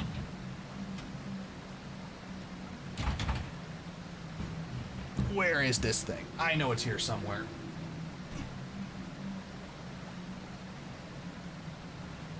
I think HyperX, there we go. I don't know the specific type, but HyperX always makes a great pair. I think that's actually what a lot of esports players use. It's HyperX, right? Yeah, that's it. HyperX. At least the wired version. The one I got was pretty solid. So yeah, those are my recommendations. I will say though that the Turtle Beach ones were a bit expensive just because it had so many features, but it's worth the price in my opinion. They made it worth the price.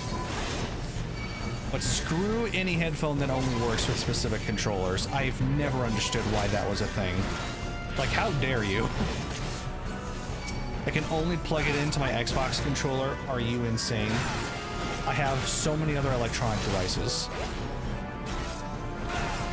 I remember those headphones. They were like a wire and 2 buds, and they called them headphones.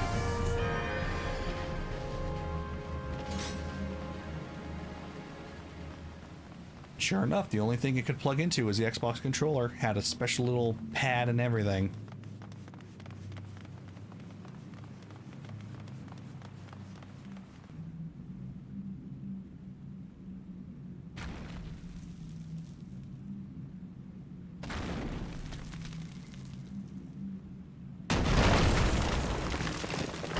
Gygus the Great.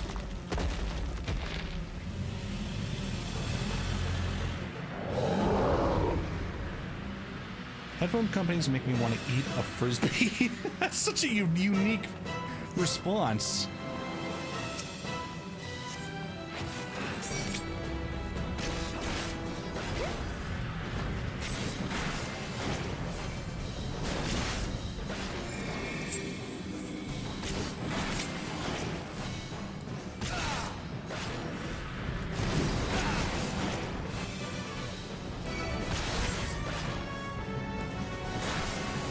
I wish we saw more of giants in this game. We never really touched the giants after this story. It's not that I remember.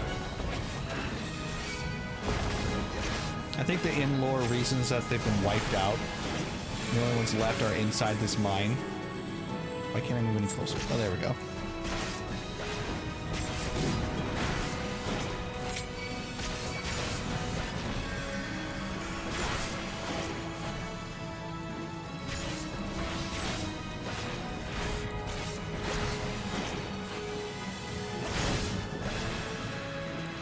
I'll just be glad to be done with the basic stuff. Realm Reborn is going to be a slog. There's no getting around it.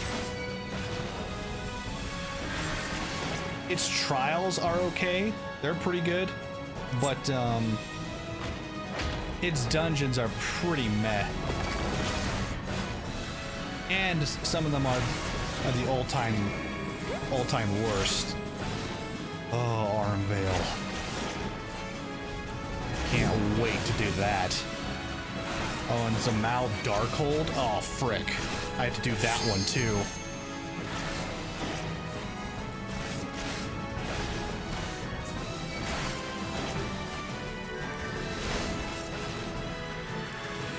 I wonder how I'll raid Praetorium. That would be an interesting one.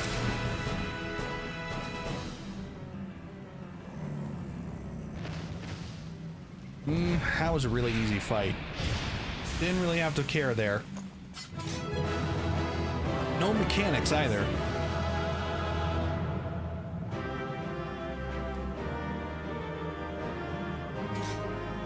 Gygus the Great.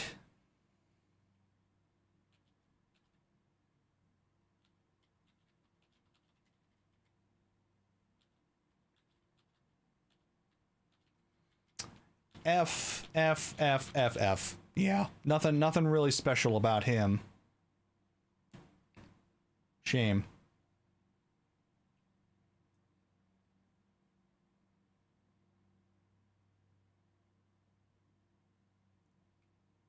If I had to rate it so far, I'd say Galvant is the best. The best I've seen so far.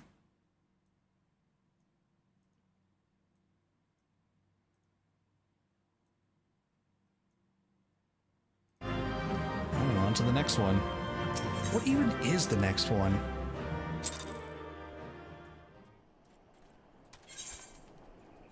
Halatali. Oh my god. I haven't done this in so long. I forgot this was a dungeon. That's not a good sign. This is such a forgettable dungeon. Okay, where do I find this again?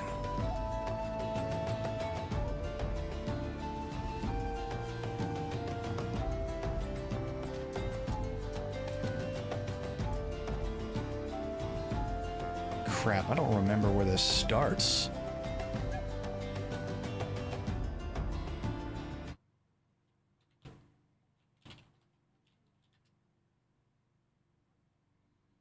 Vesper Bay. Well, if you say so.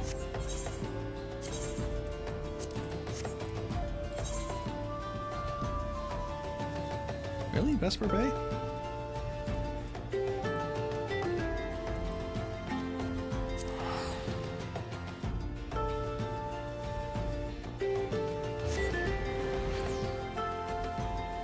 It's a bad sign when you can't even muster up negative feelings for a dungeon. I think that there are some dungeons that are worse than the bad ones because they're so forgettable. In some ways, that's even worse.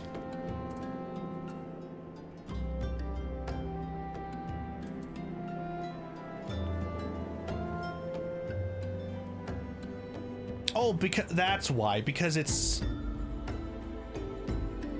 an optional one. I went to the wrong place. I knew it was in Camp Drybone. Okay, yeah, I knew that. That's why this is never in the roulette, because it's not part of the main story.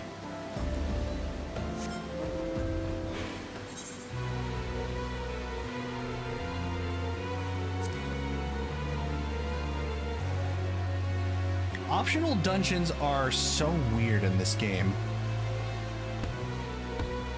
They're in such a unique position because you're not forced to do them,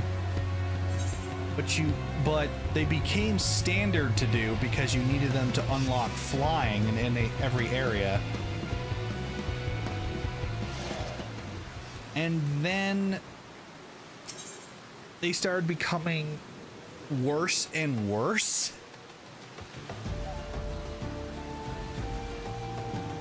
No, it's not supported by trusts. Oh, frickety.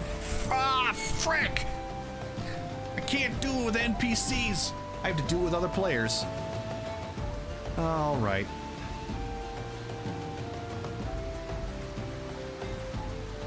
Polatali has a hard version? What even happens in that one? Well, okay, that's a bummer.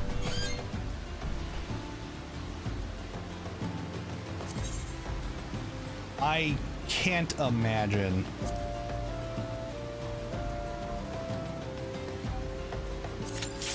This'll take long. Yeah. Okay. I'm going to have to be a bit more respectful of people's time here.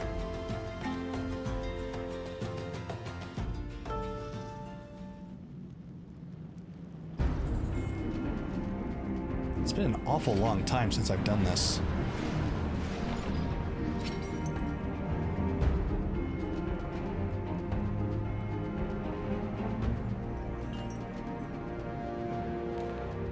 But it's one of the first dungeons. This is not going to be hard. Oh, I went in by myself. Whoops.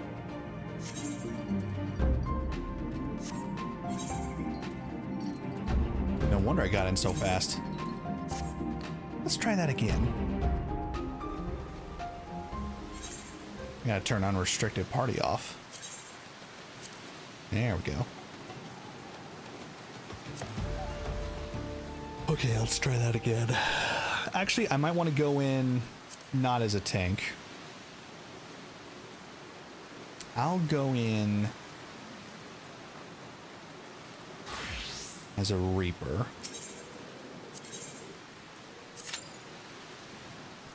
Six minutes? I can do 6 minutes. Okay, in the meantime, I'll move towards the next one.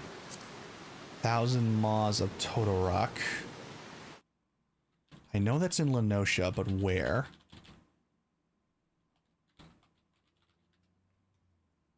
South Shroud. Okay. How's the Blue Mage leveling? Oh, I'm done with the Blue Mage. Yeah, I'm all done with the Blue Mage. Well, not all done. I haven't gotten all their spells yet. But yeah, they're maxed out. Because getting Blue Mage spells is hard work, because you gotta go into dungeons with other Blue Mages. So you gotta look for parties that are doing it, which is an opportunistic thing. I have to actually be looking for it. So it'll take a while before I get all the spells, but leveling wise, it's done. So thank God. Oh, it's in Gridania? Oh, that's right, because spiders. Yeah, that's right.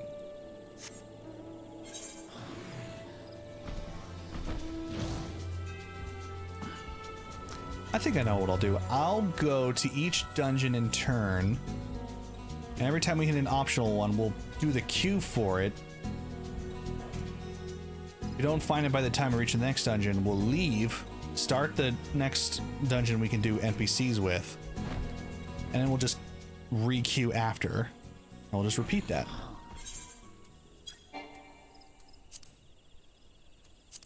Just that way we save on time. Sick.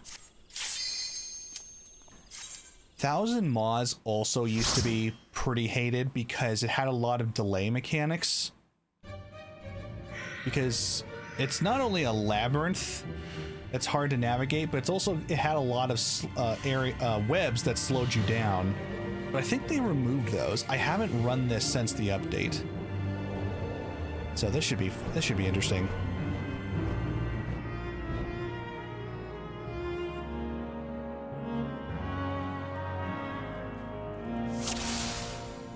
Oh, I'm running with scions today. Neat.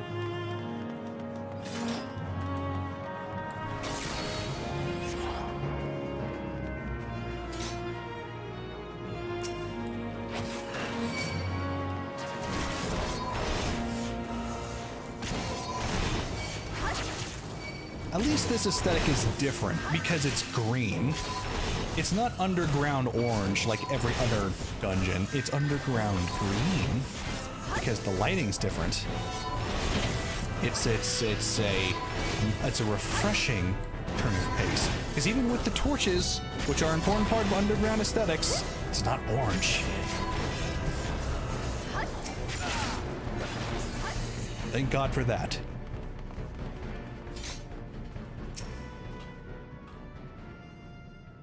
First Spear Rydell. Dangerous fauna encountered upon entering cave. Culling is permission parameters. Expect to encounter more as we press deeper. I do like lore. The more lore a place has, the better. Ooh, I like that. Daylight coming through. That's a nice touch. See, stuff like that. That's a small detail. It just makes that pop a lot more.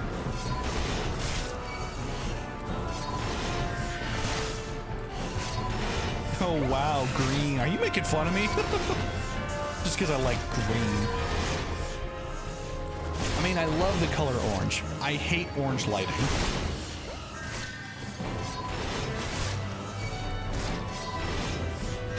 No, that's not even true. I hate fire lighting. Well, that's not even true. What do I hate? What do I hate so much? I hate rocks that are lighted orange. It's so overdone. Lord of the Rings, Game of Thrones,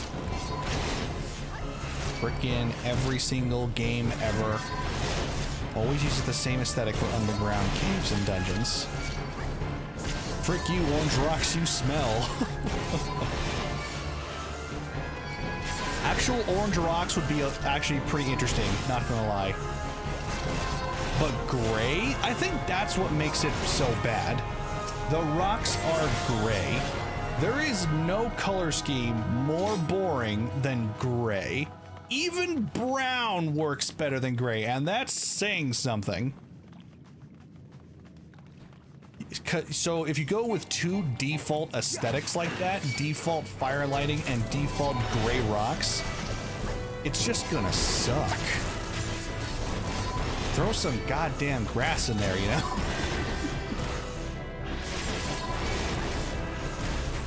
Throw some natural lighting. Throw in a blue torch, for God's sakes.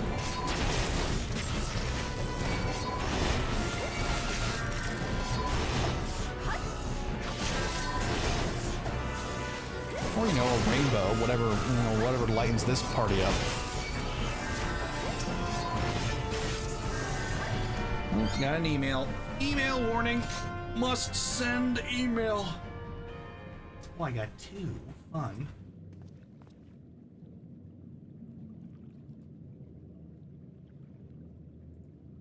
Oh, I got three. Funner.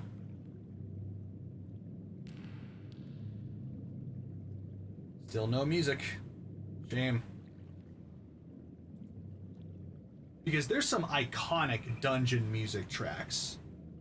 I cannot wait to play Snowcloak. Because that is such a great dungeon song.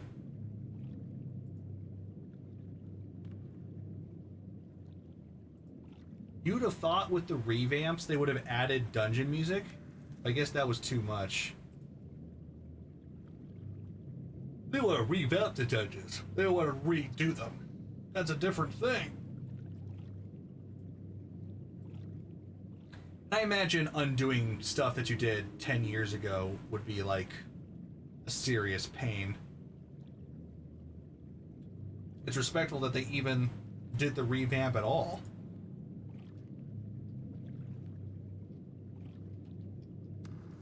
Because it's so hard to future-proof stuff, right? You just can't expect where things are going to go.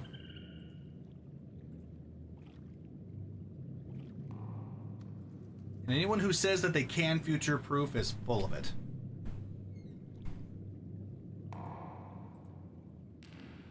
There's number 4.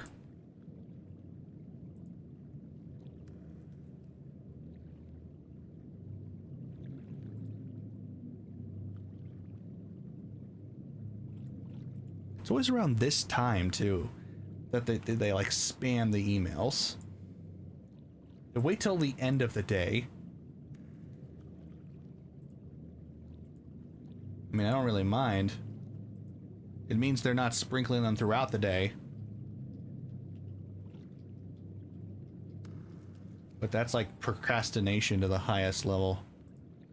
But I can't really complain. I'm playing a game while I'm supposed to be working, so I have no high horse here. I'm the low horse. Throw not stones if you live in a glass house.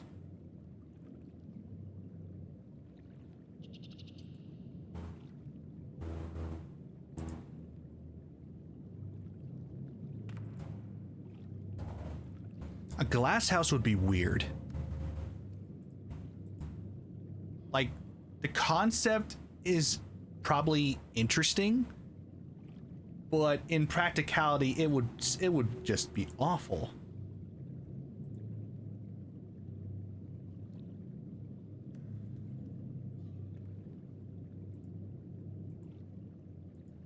People do some weird things, not gonna lie. Just because they can.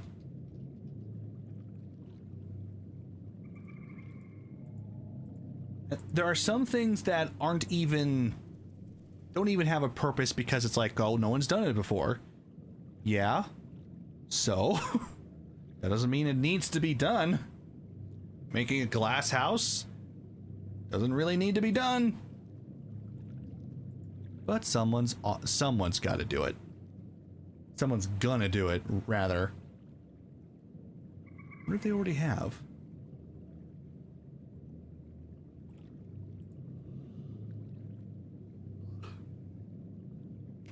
It can be done, that's true. But should it be done? You also couldn't build it very high, because it wouldn't be able to support much weight, because glass has pretty solid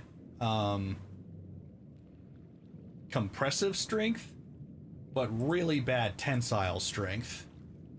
It's designed to shatter, so you'd have to use tempered glass for the whole thing, which would make it super expensive. It'd make it really hot too. Oh my god, and then it would start fires because of all the light refraction. Holy crap, I didn't even think about that.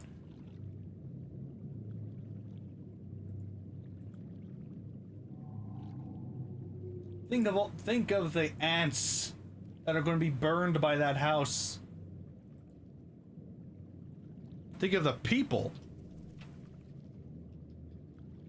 Skyscrapers are just giant sandcastles. My god. You're absolutely right. There is no flaw in that logic. Holy smokes, dude. They're just giant sandcastles. They've just been heated and shaped, and that's about it. Oh my god.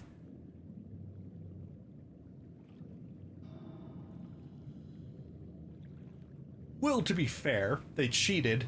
They used concrete and steel, but whatever.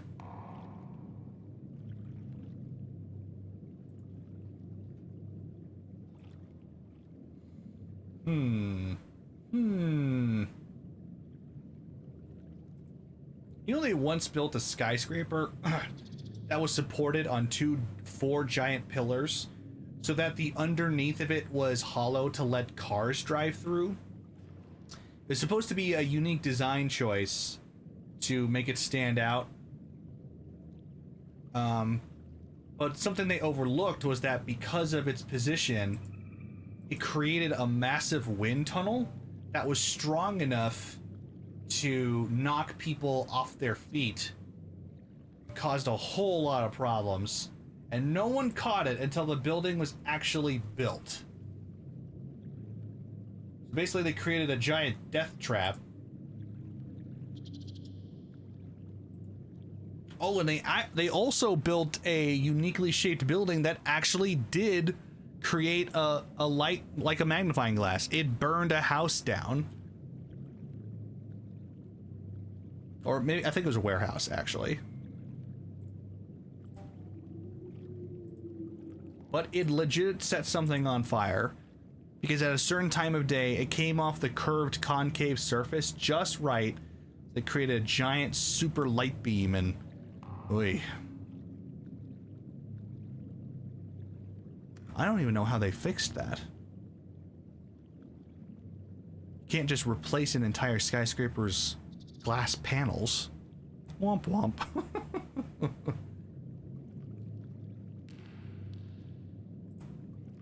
Oh my god, they just keep sending more. We're up to 10 emails. I can only type so fast.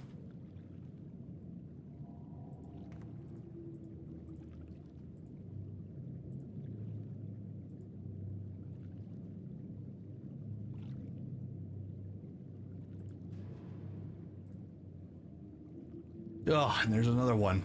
Jesus! Just stop it already.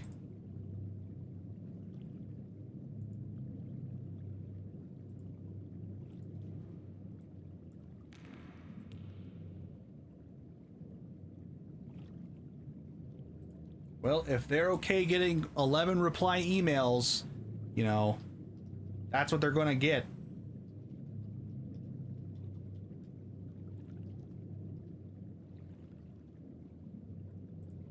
Spam me with 11 emails, I'll re-spam you.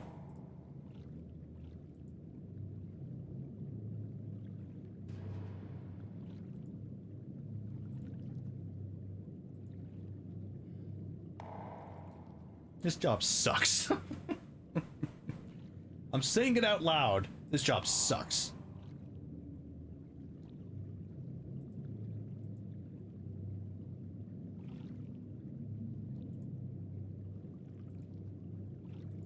I know probably people are saying like, well, yeah, at least you're not flipping burgers. It's like, yeah, sure.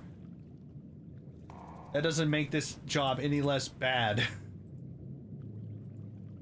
Putting things into perspective isn't something you should always do. All things are relative. When someone's hungry, you shouldn't say, well, there are people starving across the world. It's like, so what? I'm still hungry. I still want to eat lunch. What's your deal? Such an escalation. I just want lunch.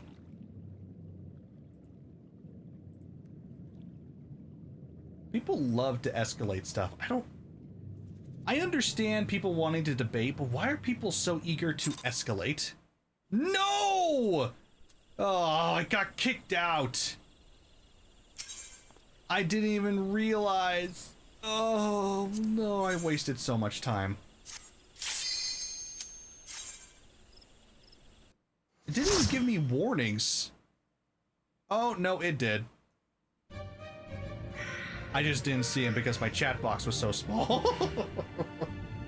Whoops.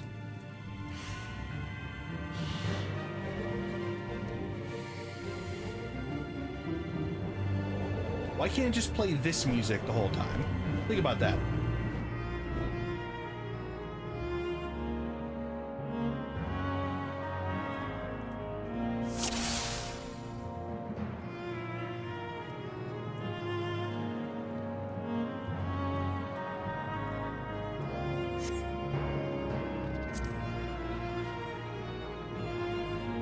Alright, still doing my thing. Hold on.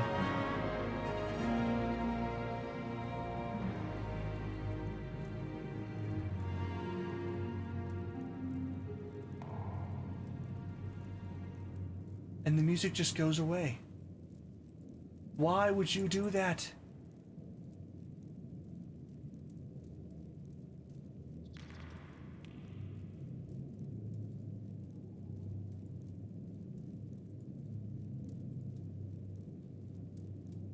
Early design choices, man.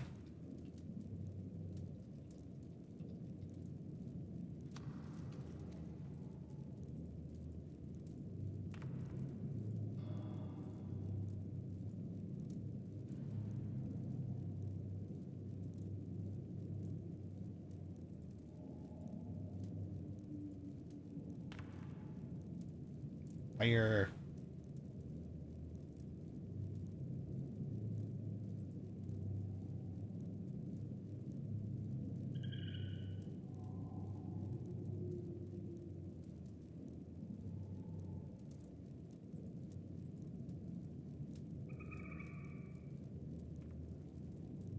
Come on, meow.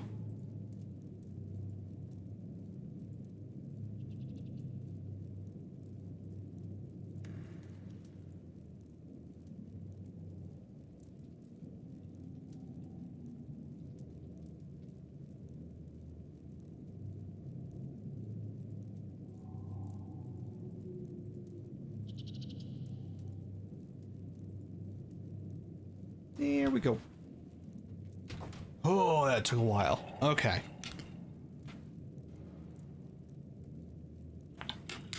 It's okay. It's game time now.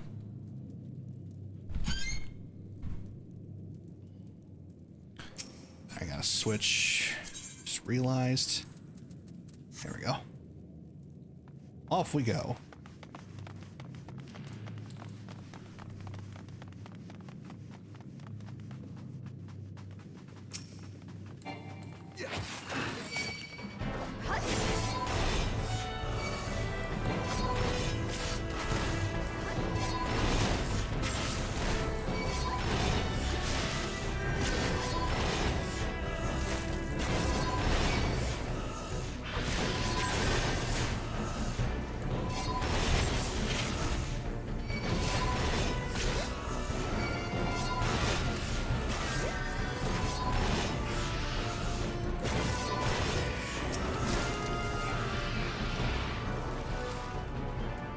Oh yeah, I should probably put that on.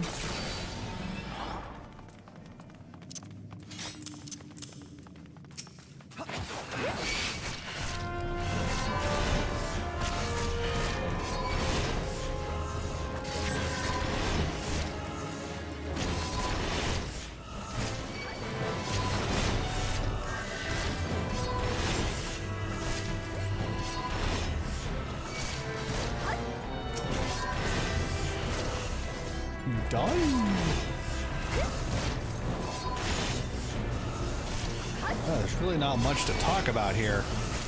So these are pretty basic enemies. Oh, you see that? That webbing there, that used to be something you had to break down. That was something they updated, which I appreciate. Because you get like sucked in and you get like stuck. And then you have to fight everything and then kill the webbing and then move on. It was a pain. This might be boring, but at least it's not a delay.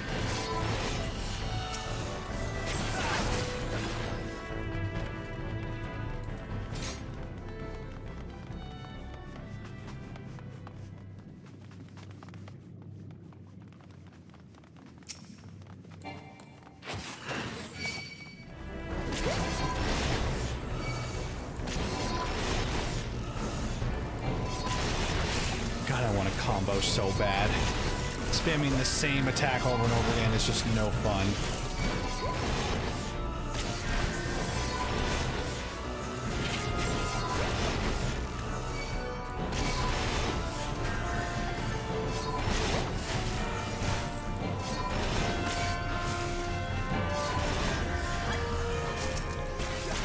That's why they created the leveling roulette.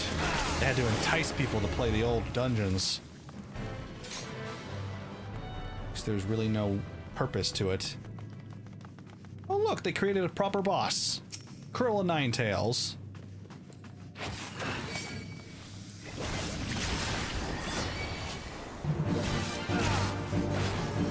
It's basically a typical Ochu.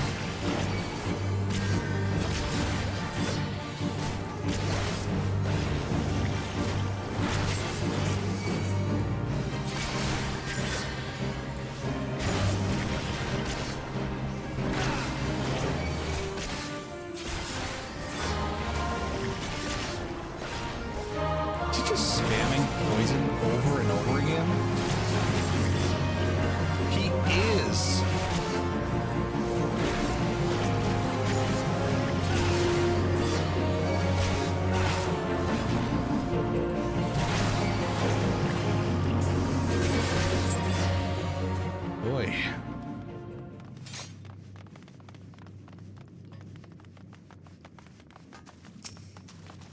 First spell, right L. Expedition notes 2. Engage with sizable fiends, succeeding exterminating. Casualties mounting. Must consider turning back if situation worsens. You should have turned back. Saying it now.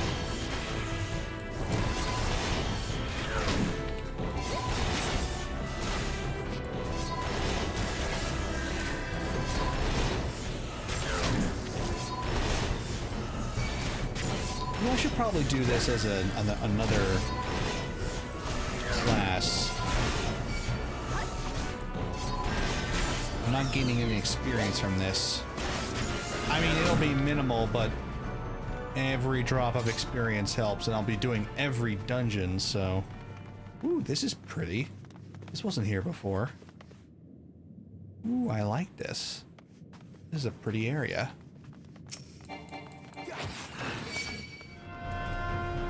This makes me think of Rayman for some reason. Rayman 2 specifically. The Great Escape.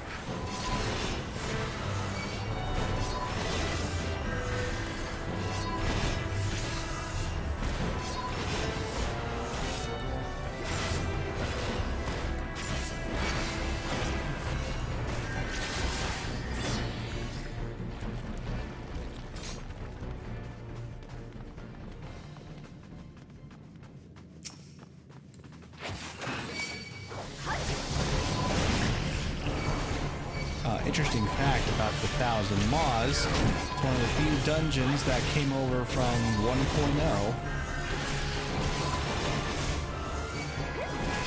That's all I've got. I wonder how dungeons played in 1.0. I know how Trials played, I don't know how dungeons played. Because it used to all be about resource management. You had to go into a fight with potions stocked and had to coordinate with your team members. It made Trials kind of a more dedicated battle, to be sure, but it's also a slog. Now they're a lot better. You still need the coordinated effort, but you don't need to, like, resource manage your potions or anything.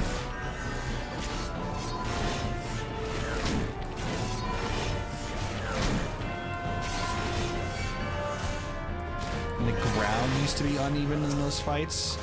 Like, this is uneven ground, right? Like, everywhere is, different shape, like a typical natural formations of, oh, this is underground. This is an unnatural formation or unnatural uneven ground. But the boss fight is always a flat arena. And it used to not be that way, which made them a lot more stressful. Playing Among Us and just died. Well, reacting sus. I think you were. I haven't played Among Us in a long time, not gonna lie. I loved watching that game. I never liked playing it. I think it's because I sucked at it. I just wasn't good at picking my moments. I'm not a good deceiver. Really? Another one? So they didn't change this aspect. We face the same boss 3 times in a row. Boy. The engineer was clear in the first round. Oh yeah, and they added all sorts of different roles, didn't they? Oh my god, I haven't played since then.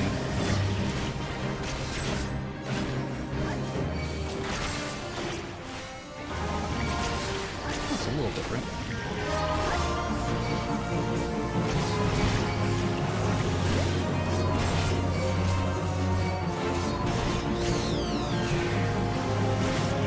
I always used to think those new roles were mods, and then I realized, oh no, that's the actual game.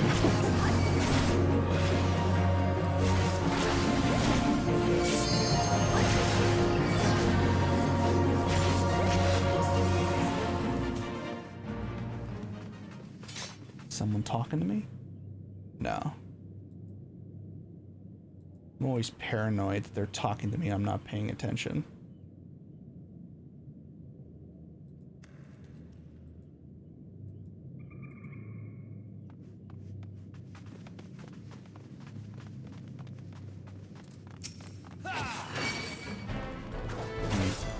They did change the layout of the dungeon though.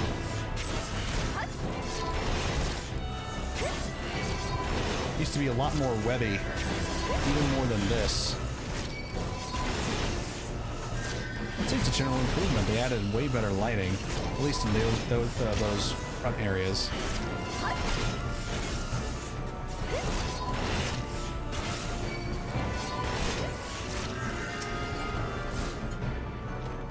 Give me Stalwart Soul, please.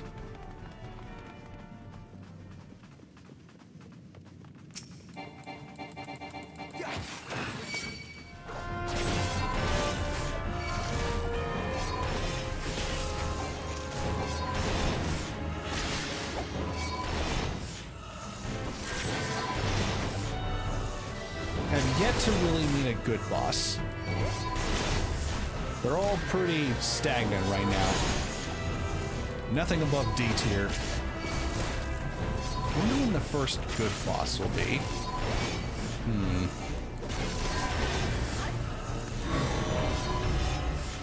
Because I know for sure Gaius Van Belsar's a good boss. That's the end of the expansion. My wife left me, Tycoon. What the frick is that?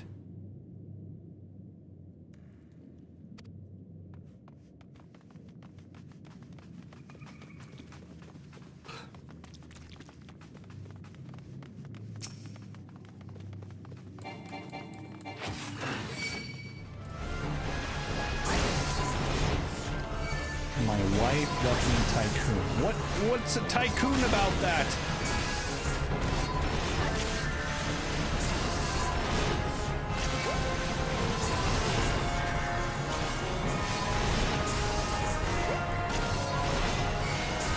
Oh, I just got really tired.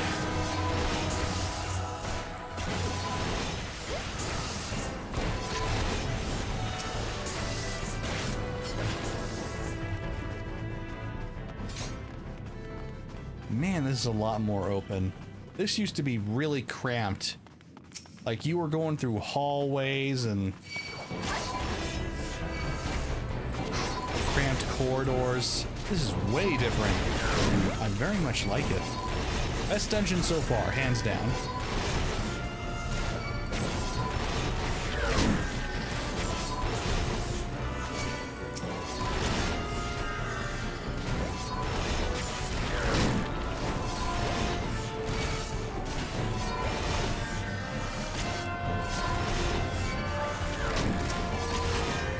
Hate the level though. Level 27? Yeah.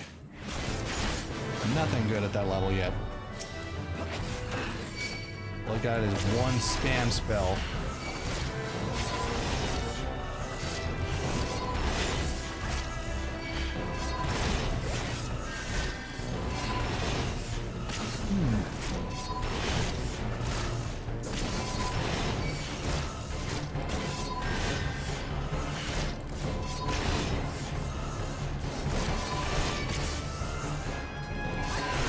Part of me wants to do this with other players, just so it'll go faster.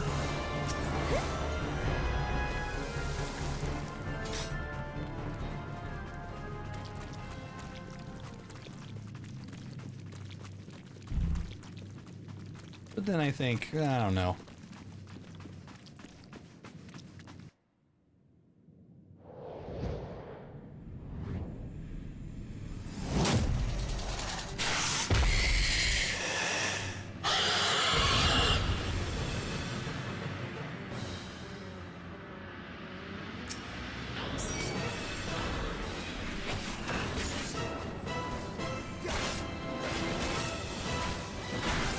That green stuff, that used to be everywhere.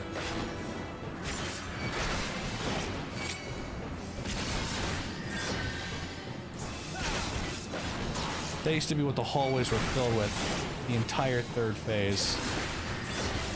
It would slow you down so you couldn't get through the areas as quick. Such a nightmare.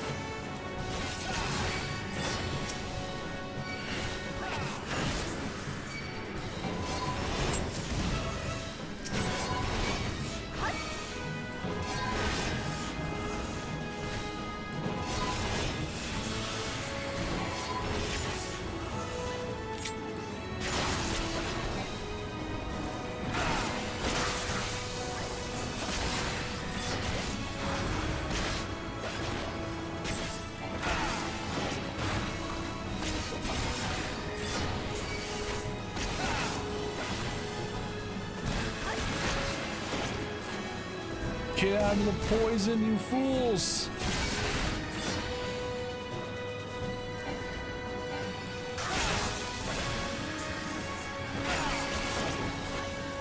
I suppose I'll just keep damaging them then.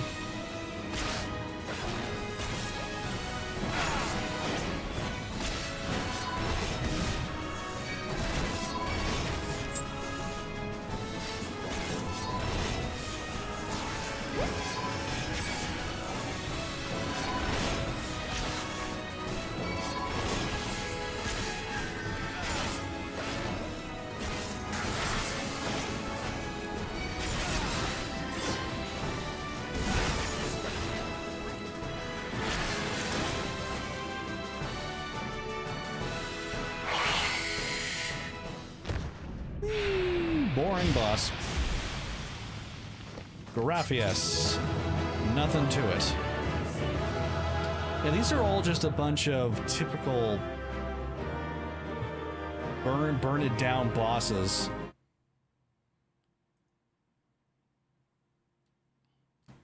Okay. Curl of Nine Tails, F all around. Graphias. I mean, no, it really is just another giant scorpion, another giant beast to take care of.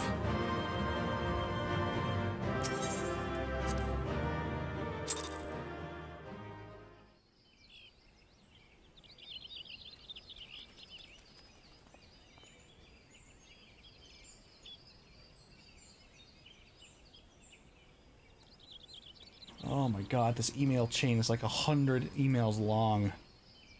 Just start a new one already.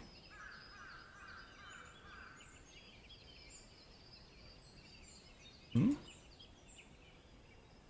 Oh, yep, new email.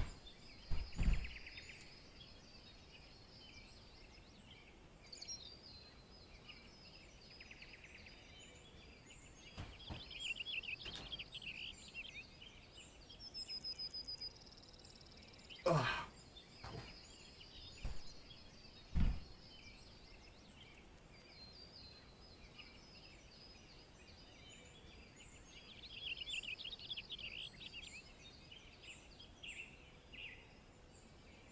I didn't want a Warden's Barbet.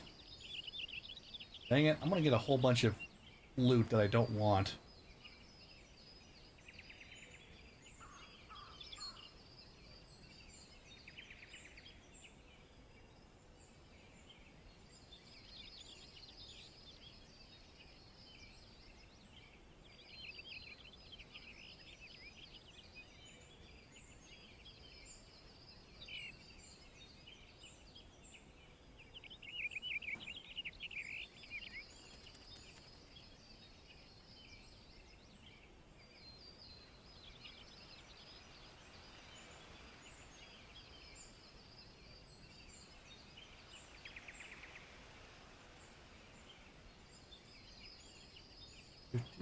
Get that done. Get wrecked. Well, I could say that in email.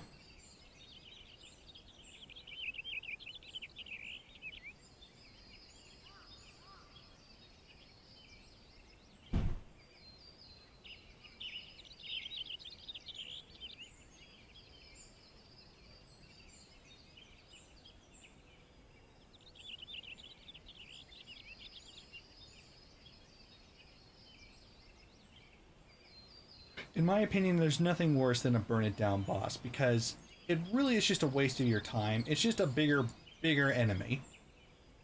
Right? That's all it's doing.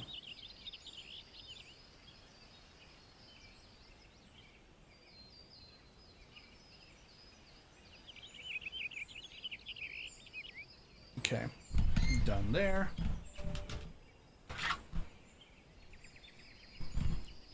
At the very least, give it some mechanics to stand out. I'm gonna test something real quick.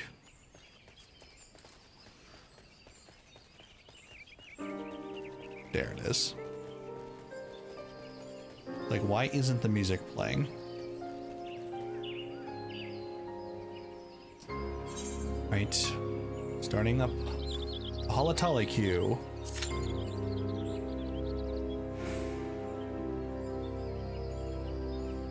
Next on the list, Hawk Manor. Oh, that's actually a fun one.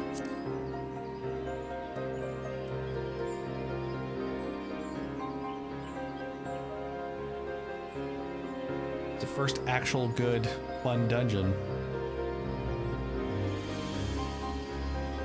Don't remember where it is, though.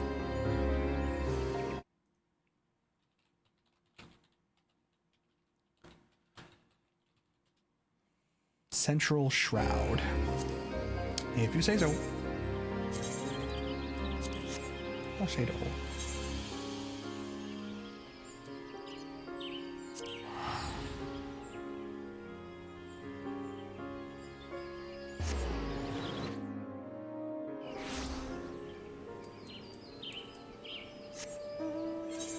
I think this one's optional as well.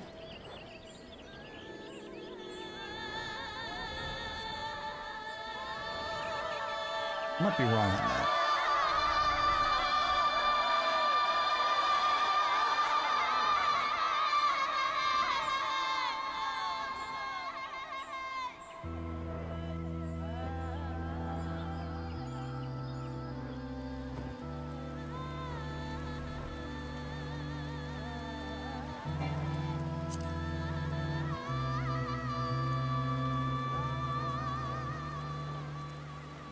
Impressive outside and in.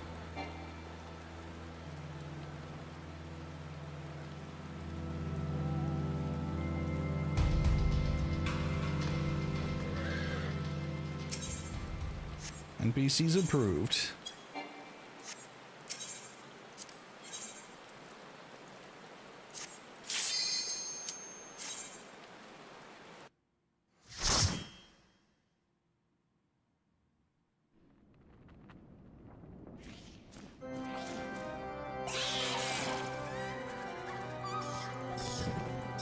Oh, the aesthetic for this one is just awesome.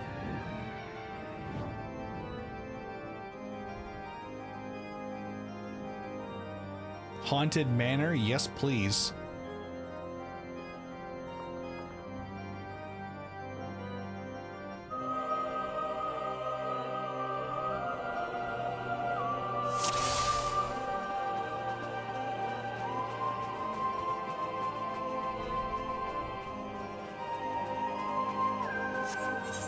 Forget.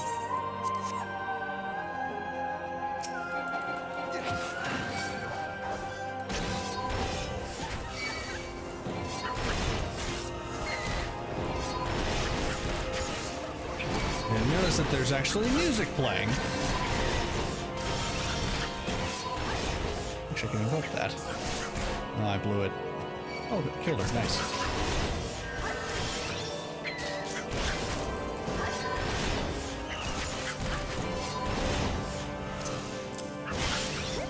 I did the wrong class again.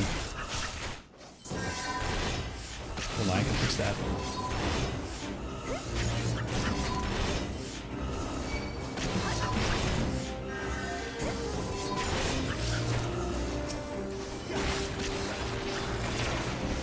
I can use Void Darkness now. Nice.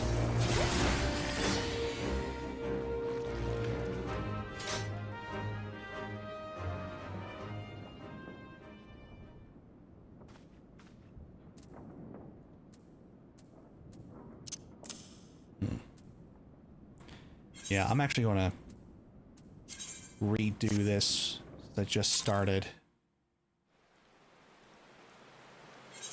I'm going to use a gladiator slash paladin.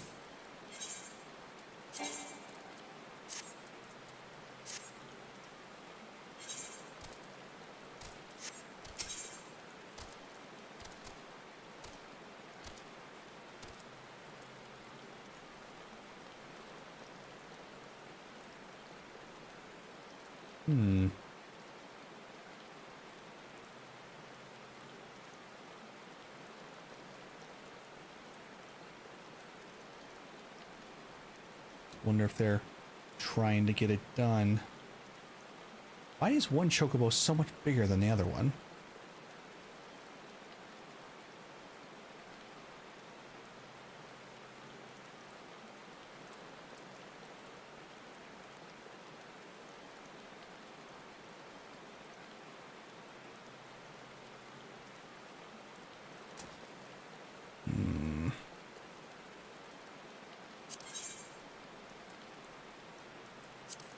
Let's try one with...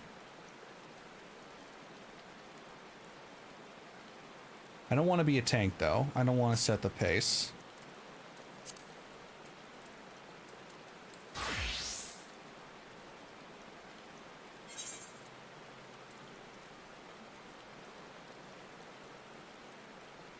Do I want to be a DPS, though? It'll take me forever to get in.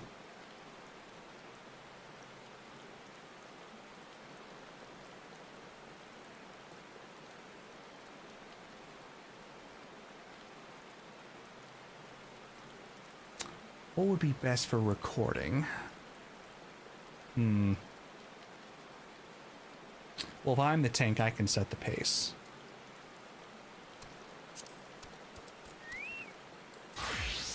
Screw it.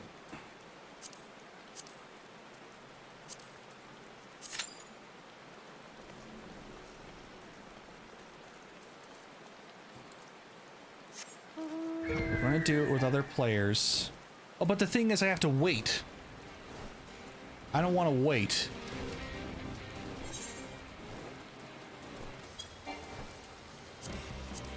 I don't have time to waste.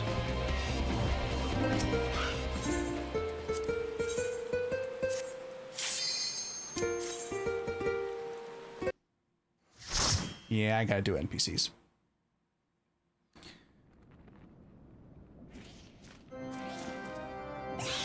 Because the wait time will add too much time, in my opinion.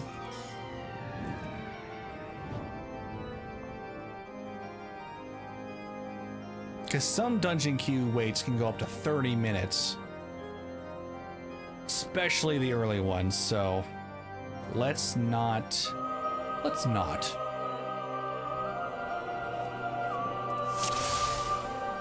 Alright. Now I have something that'll actually earn experience.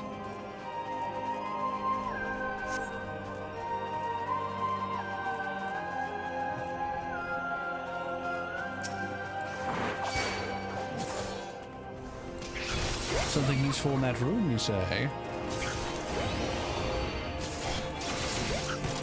You don't mind if I do.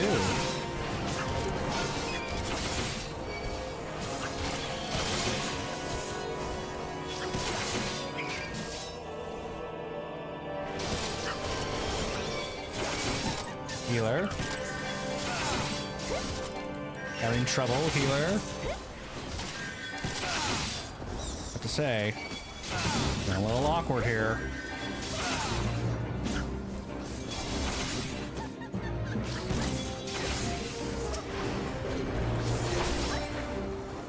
Oh, I should probably use my other attacks.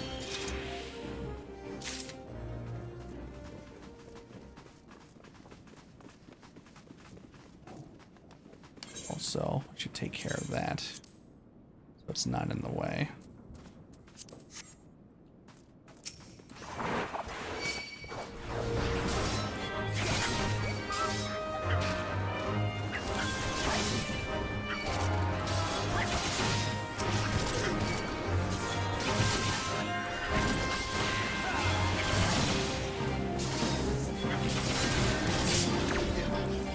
no attack for you.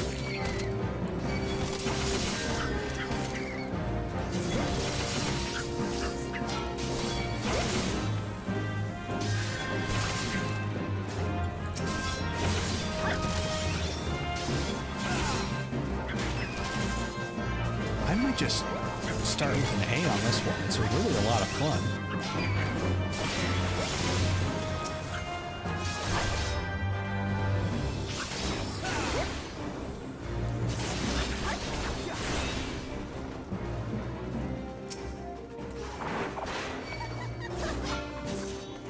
Any enemies in here? Nope.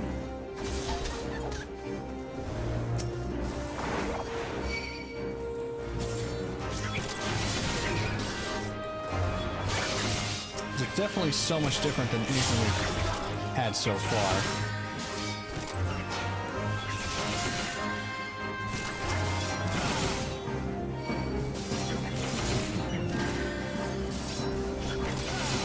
I should also take enemies into account. How entertaining are the enemies? It's never really a big deal. So far, none have been enough of a pain to really be a factor.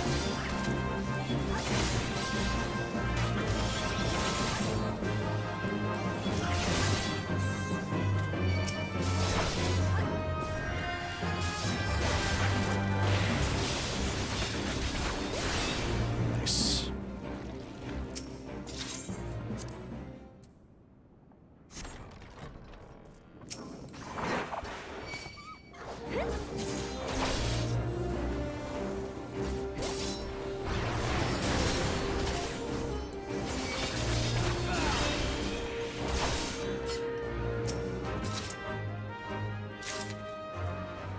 I'm gonna have to do player roulettes when it comes to Heaven's Ward. And for the optional dungeons. Because I know that there's quite a few that don't have duty support. You know, I'll deal with that when the time comes. Right now, we just gotta focus on the Realm Reborn. One at a time, as they say. The only way to eat an entire elephant is one bite at a time. Awful analogy, but gets the point across. You can only climb the mountain by taking one step at a time. Only way it's going to happen. I've climbed 2 mountains in my life. I think they were back-to-back weekends, too. That was hard.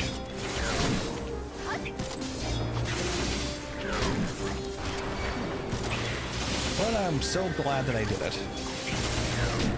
Just because I wanted to prove that I could. I'm not really a nature person, not really an outdoor kind of person. But there are some things in life, you know, you just want to say, oh, I've done that. You know, I've gone on this trail. I've seen the Grand Canyon. I've gone backpacking. I've seen those stars at night as we're camping out in the wilderness.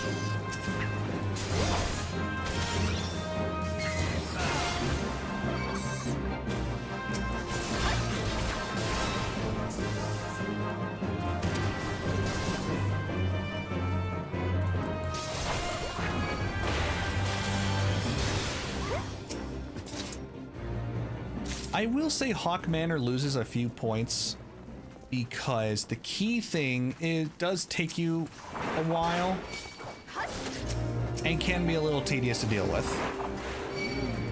It's not brain-bustingly hard. You're just gathering things. And they give you extra keys just in case you don't find them all. But still, it's a thing.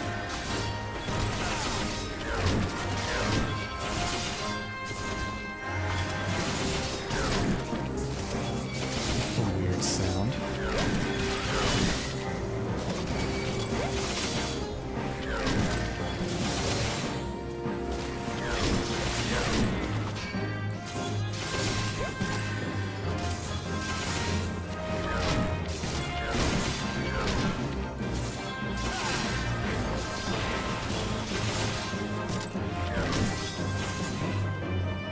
just got an email. Of course.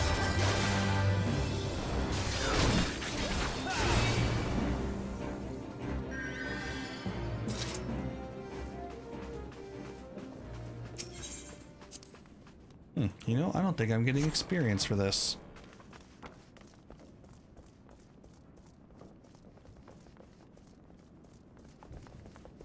Wonder why.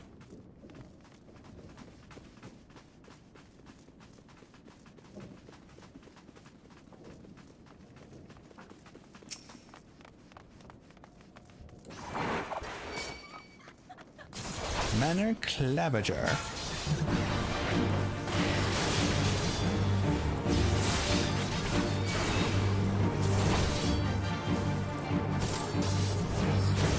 What even is that?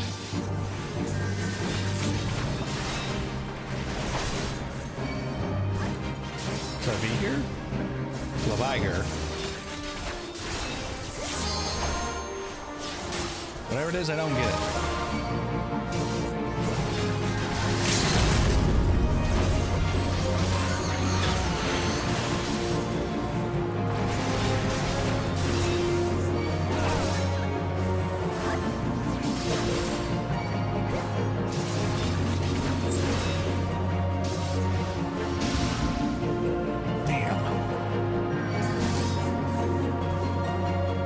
Change the key that does that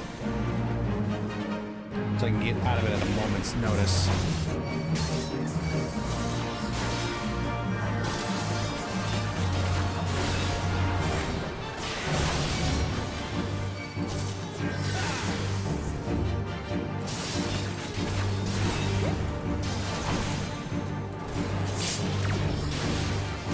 Sucker.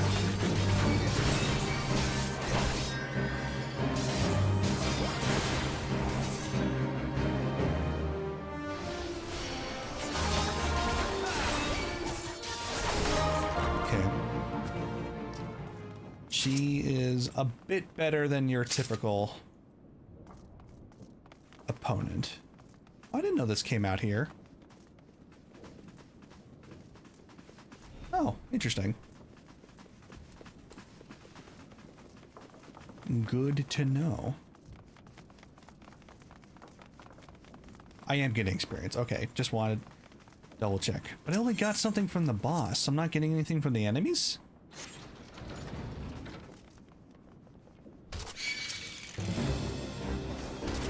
Almost made it. Oh.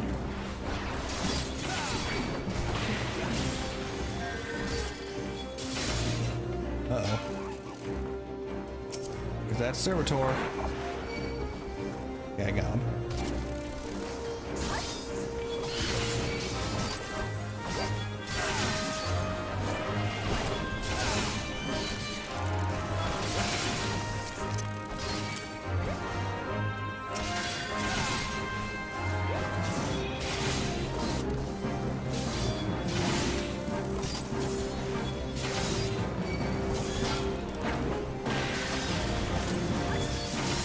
I gotta send my email. What am I doing?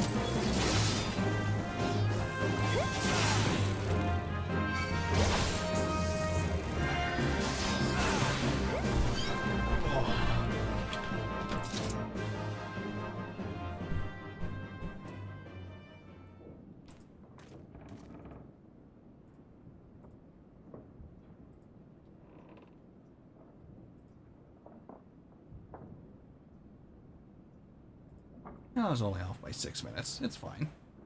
15 minutes is the deadline. Means we're fine. We're fine.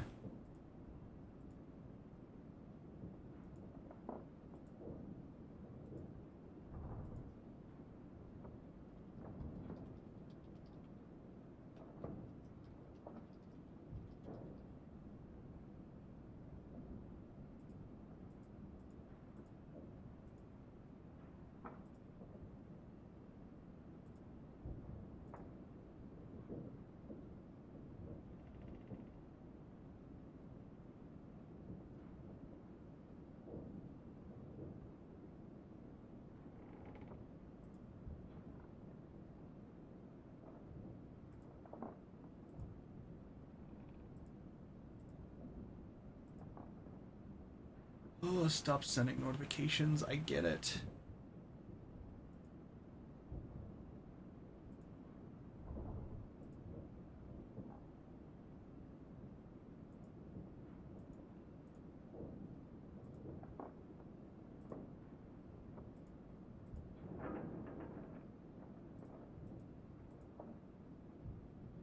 I'm a little sad that the music doesn't keep playing.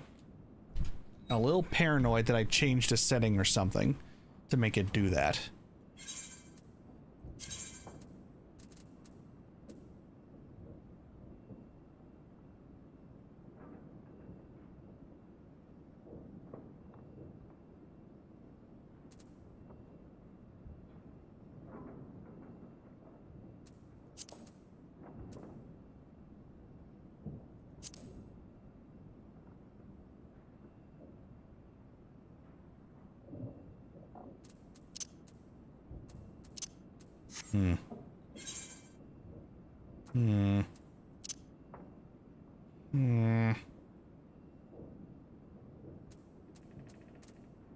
Yeah, it's gotta be the dungeons, right?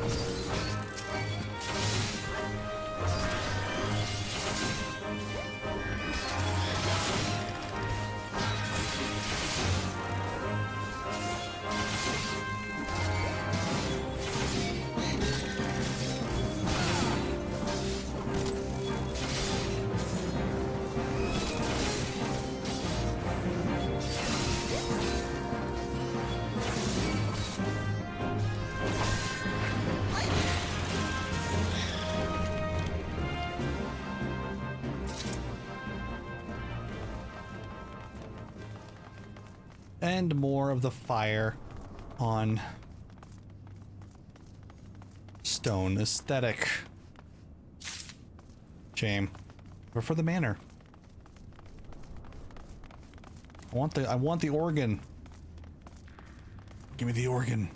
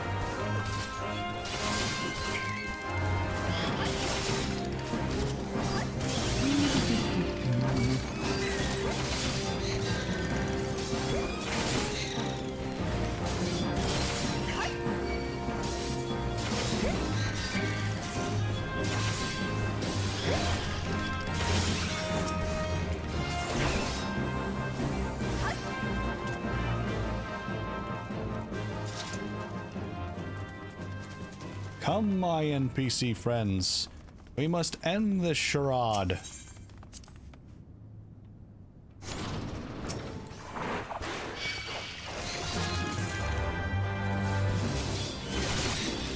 You know what I never really noticed before?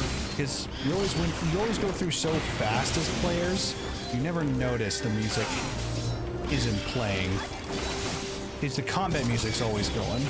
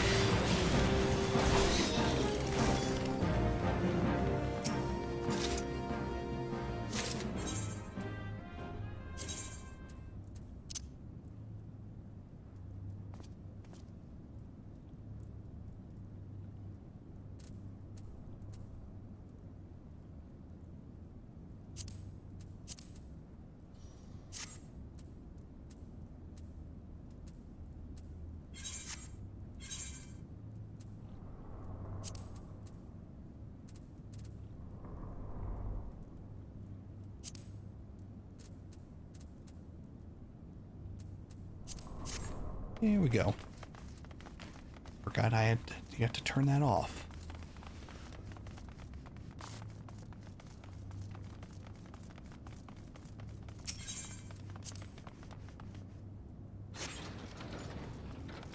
The steward and the jester.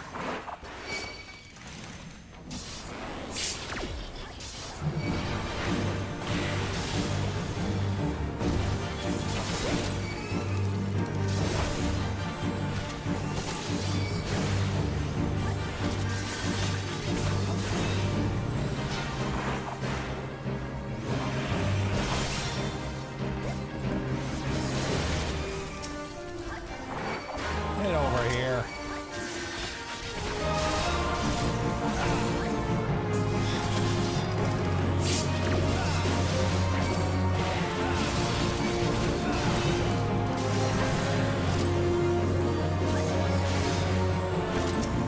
Oh, fine, they're killing the other guy.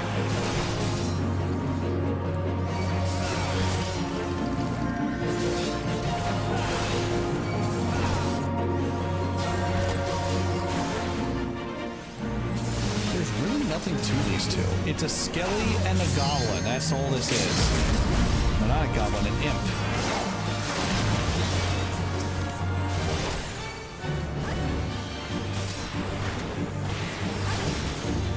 More points down for Hawk Manor.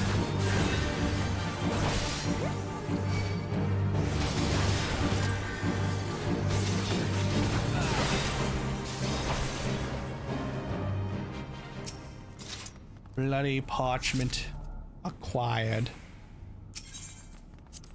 You used to have to go all the way back up the stairs to get it to the front. But people just returned to the start of the dungeon, which wasn't the intended gameplay. So in the revamp, they just added a teleporter back to the start. You know, I'm curious. I've never seen what's back here. Let's find out.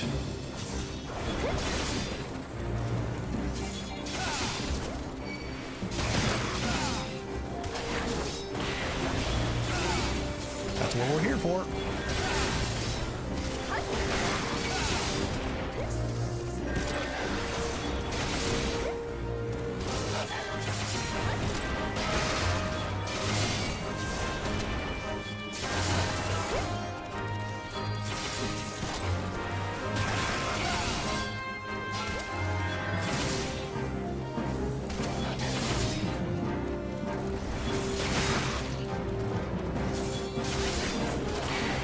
Cannot wait for the higher level dungeons.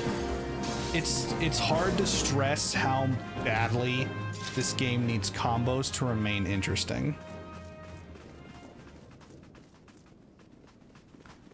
Need more tiny keys, you say?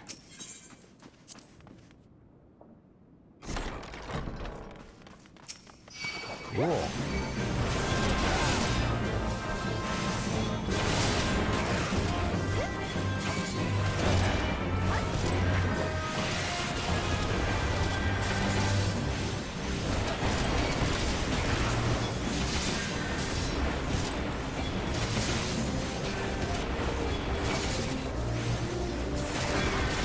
Oh, I should also rate music, huh? I guess that's part of aesthetic.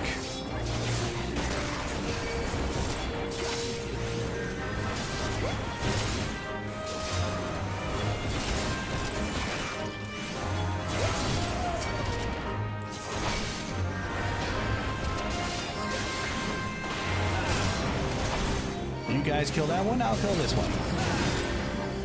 While I'm on fire.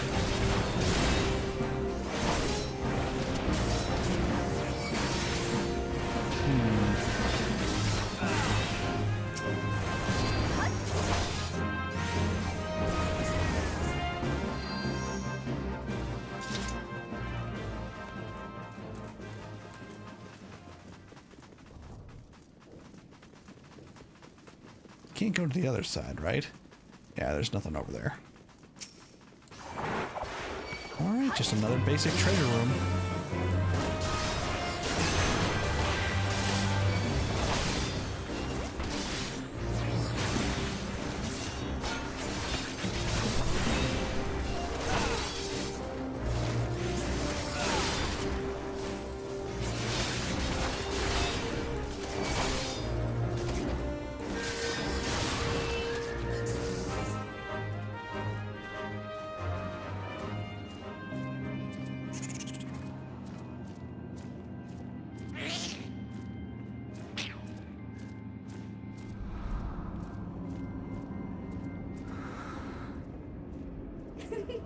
There we go.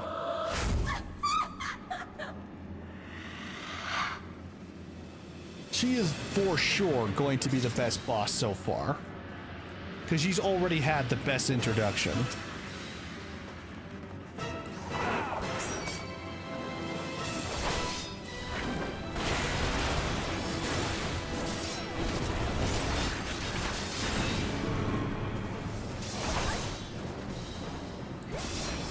Still, that's not saying much. It's like a C is better than a D, right?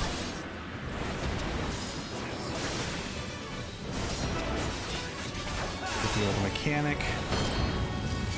It instantly puts it in D tier. See how the difficulty goes.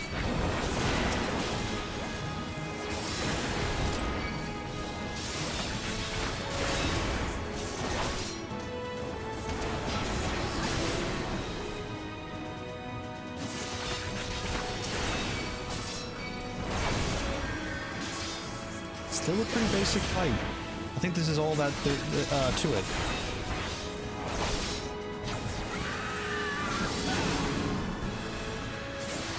Oh, what's this? Oh, that's a neat one. I like that.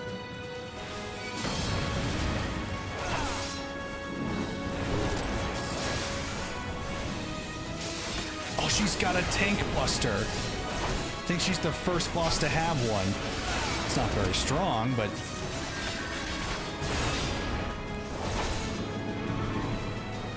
Oh yeah, she's definitely the best boss so far.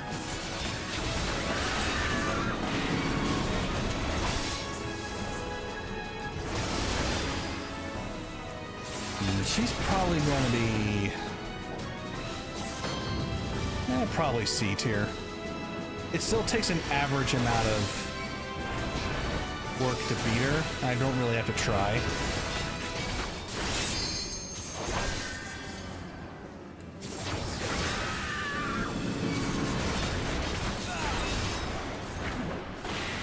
I do like the beguiling mist part, though.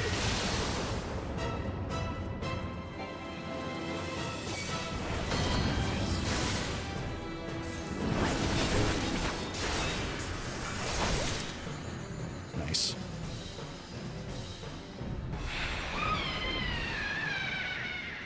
And the story behind Hawkmander is pretty good as well.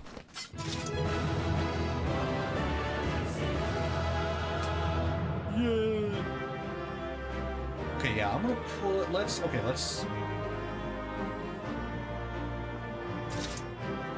First, we're gonna give Fs to the previous bosses, all F, all the way around. But for Lady Amandine, she's not hard. That's still an F. But there is something to the mechanics. I'll give that a C. Actually, I'll put the difficulty at D just because the mechanics could mess you up if you're not paying attention. Her aesthetic is at least a D. Her uniqueness is a D. So overall, she gets a D, which is the highest score so far. Which says a lot. Okay. Really need to do Hawatali. Messing with my system.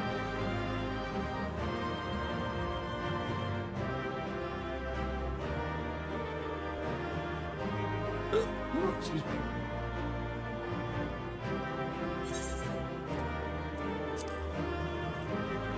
Pardon me, adventurers.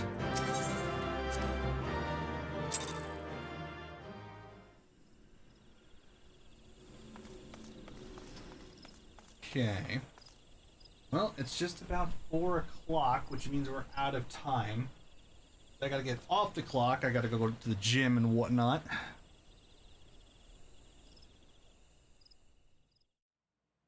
So with that in mind, I'm going to call it there. Thank you all for stopping by. Hope you had fun watching me get B-roll. But B-roll is important. B-roll is solid stuff. Solid stuff. So I guess we'll just leave it at that. See you guys later today. We'll be playing some Don't Starve together. Hope to see you then. Later.